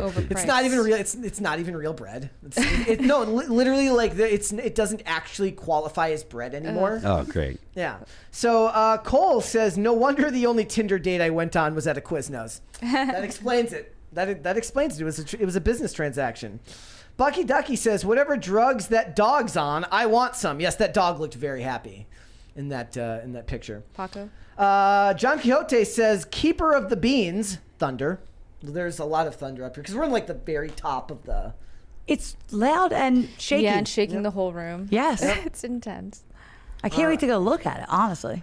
It is I, Like says, the lightning. Okay, hear me out. How about coffee nondescript parental unit? Also, who you calling unhinged? Also, Phil, you didn't say you loved me back, and I'm writing my will out now. Hi, Bert. He's you don't love him, but he's writing his will. Do you know this person? I'm not sure who is it. It is I. That is the name of the account. Oh, I don't know. Cobra Commanderp. I apologize. Cobra Commanderp. Commanderp. I was getting it mixed up with yours. I'm the talent terrorist now. Says there once was a tuber named Brent, who skated wherever he went. Though occasionally blonde, we all still quite fond of this odd little Minnesotan gent. Don't ask. This is me sober, sadly. Solid. I kind of liked it. That was good. that was good. Now rate me a haiku. Bucky Ducky says, not knowing the game is a cheat code for the game. Yeah. All right. Corey Anderson says, Sarah, why do you say you're Iranian? Couldn't calling yourself Persian be more accurate? Bennett, did you get out to meet Kirk Cameron? Did you get to meet Kirk Cameron? I thought it was the other way around. That Iranian was more. I'm Bennett. Oh, okay. I'm anything but Brett. It depends. So I'll use the terms interchangeably. Technically, yeah, I would say Persian, in my opinion, is more accurate. Iranian was only used in the last 100 years. Persian, we're called Persians in the Bible. Before that, it was like, I think Sumerians and Babylonians or something like that. But Persian is definitely more accurate. You're right. And no, I did not. I left. I had stuff to do yesterday, so I did not get a chance to meet Kirk Cameron. I should have stuck around. A lot of that, but here's the thing: like Kirk Cameron was here? Yeah. Yes, he so, was. so here's the thing: a lot How of did I miss that? times there are like people here, and I leave, or I'm up here working, and they're like, "Oh, so and so is here," and I'm like, "Oh, that didn't know." Cool. Like David Didn't know Lucas was that. here on Monday, and I'm like, "Damn, I wish I could have talked to him about comedy." I don't know any of these people. Was he on IRL? He was on IRL on Monday. And I we didn't had just watch it. talked How about bad am I? we had just talked about what had happened with him and his comments and having to deliver the non-apology apology about the George Floyd stuff. People need to stop apologizing, but that's fine. Shane H. Wilder says, Father Mike Schmitz, he does Bible in a year. Ask Mary, she'll know what I'm talking about. On Halo, right? Yeah. She'll know what I'm talking about. If anyone has some suggestions on how I could listen to the New Testament for free, I can't. They have an app find for it on YouTube. They have an app for it. Oh, they do? Yeah. Okay. Is it Hallow or is it a no, different it's just like some free one. one? Okay. Yeah, they have it. I mean, it's not like the red and the greatest like voice, but yeah. yeah, they have them online. There's just like the AI voice Audiobooks, delivering it too. to you. Yeah, but I don't want to pay for it. I'll But I send. I'll will. send you a credit. I'll send you. I you- think the Bible's free on audiobook. If you get Audible, like I feel like you get Yeah. 1 credit a week or something like that. You get a free book a week because I get free books all the time. Like I haven't Yeah. paid for. I think I I get paid for 3 books one a book month. on Audible, and I've Yeah, got like 3 a They're month. like, 20 or 30 please. books. It's just like every week you're like, here's a credit, get a book. I'm like, sick, thanks. and with however long it takes to listen to it, that's about right. By the time you're done, you're ready for you got the next credit to use. I blow through them. So yeah, I don't. All right. Cobra Commanderp says most cynics are crushed romantics. They've been broken, and their cynicism Yes. is a shell So protecting their true. tiny part Correct. inside, which is still alive. Jeff Correct. Bridges. So true. Yep. So that's where my cynicism comes. Me too. Princess L-E-N says, Google knows we was Kangs, we was Vikings, we was Egypt Kangs, and we was Kangs. Wait, what the hell? No. Bad, Google, bad. Yeah, well, it is what it is. This is the world we live in. I also, it makes me laugh because you'd be better off just going and looking for actual books on these things, but nobody wants to actually go to the library to get the books to look at these things. It's so much easier to look at a computer. And when you do, they're all weird and woke. My brother just took his little kids to the library. We go to the library a lot. There's one around the corner from my house. But the girl's like reading the little kids, and she's like, when they go low, we resist. That's her shirt. Like, it's everywhere. That is. It's everywhere. You cannot escape it. All right, guys, before we go, thank you all for joining us today. Thank you so much. Hit the like button on this video. Subscribe to this channel, please, if you have not done so already. We've passed 101,000 subscribers, so thank you all so much for that. We want to keep growing the channel, so all right. Lisa, thank you. Thanks for having me. I always have fun with you guys. You guys are fun. Let everyone know where they can find you. Basically only at Lisa Elizabeth on Twitter. They want That's to me. argue with you. Yeah, if you want to argue with me, say something stupid, and I will engage way longer than I should. Correct. Yeah, 100%. Have the best stupid comment, and she might respond. Yeah. Phil. I am Phil That Remains on Twix. I'm Phil That Remains Official on Instagram. The band is All That Remains. You can follow us on Apple Music, Spotify, Amazon, Pandora, YouTube, you know, the internet. And don't forget, the left lane is for crime. Yes, it is. Bucky Ducky says Gospel Library. It's a free app. It's all voiced. Oh, there you go. Cool. There you go. And one more here from Serenco Production says the Ascension app has Father Mike reading the Bible. There you go. Another one. Okay. I'm going to see which one has the better voice. That does matter. Such boring, like, old man voices. It does Who do you want to read it? Do you want, like, is there a particular voice you'd like to read it? Darth Vader's voice. James Earl Jones is an old guy, so it would be... I'm pretty sure Bishop Barron does it, and he's got a great voice, and I think he has YouTube, Bishop Barron. I got to write all these down. Okay. Sarah, where can they find you? Please go to CasperCoffee.com and buy our coffee so I can continue to have a job and guest on the Pop Culture Crisis every now and then. You can follow us on X at Casper Coffee. You can follow me on X at Lady Sells Coffee. However, I never tweet. Perfect. I go through phases with mine where I don't tweet a lot. Like I quote tweet a lot of things. Like I'll read something interesting and then like have something probably very inane and unimaginative to say about it. But I don't like just tweet very often. Often. I do. Never ever stop. Yeah. Never stop. Always. So you stay in the loop. Yeah. One more from Shane H. Wilder says, Hallow, the Bible read by Jonathan Rumi, broken up by books. Perfect. There you go. All right, guys, if you would like to follow me, you can follow me on Instagram and Twix at Brett Dasovic on both of those platforms. Thank you so much for that. Again, guys, I just wanted to thank you all for joining us today. Tomorrow, Mary will be back, of course, and we will have Xavier DeRusso on, and then... fingers crossed, we're hoping that after she is done on the Culture War, Colonel Kurtz will come up here and join us. She was just on here a couple weeks ago, but we always love having her on, so make sure you tune in for that tomorrow. It's going to be a lot of fun. This show is here Monday through Friday, 3 p.m. Eastern Standard Time. That is noon Pacific. We are on Amazon Music, Apple Podcasts, Pandora, and Spotify, if you would prefer to listen rather than watch. And if you want to follow the show on social media, we are on Twix, at popculture_show, Facebook and not TikTok because we've been banned, at Pop Culture Crisis, and on Instagram at Pop Culture Crisis Pod. Guys, we will be back with another episode tomorrow. We'll see you then. Bye. Bye.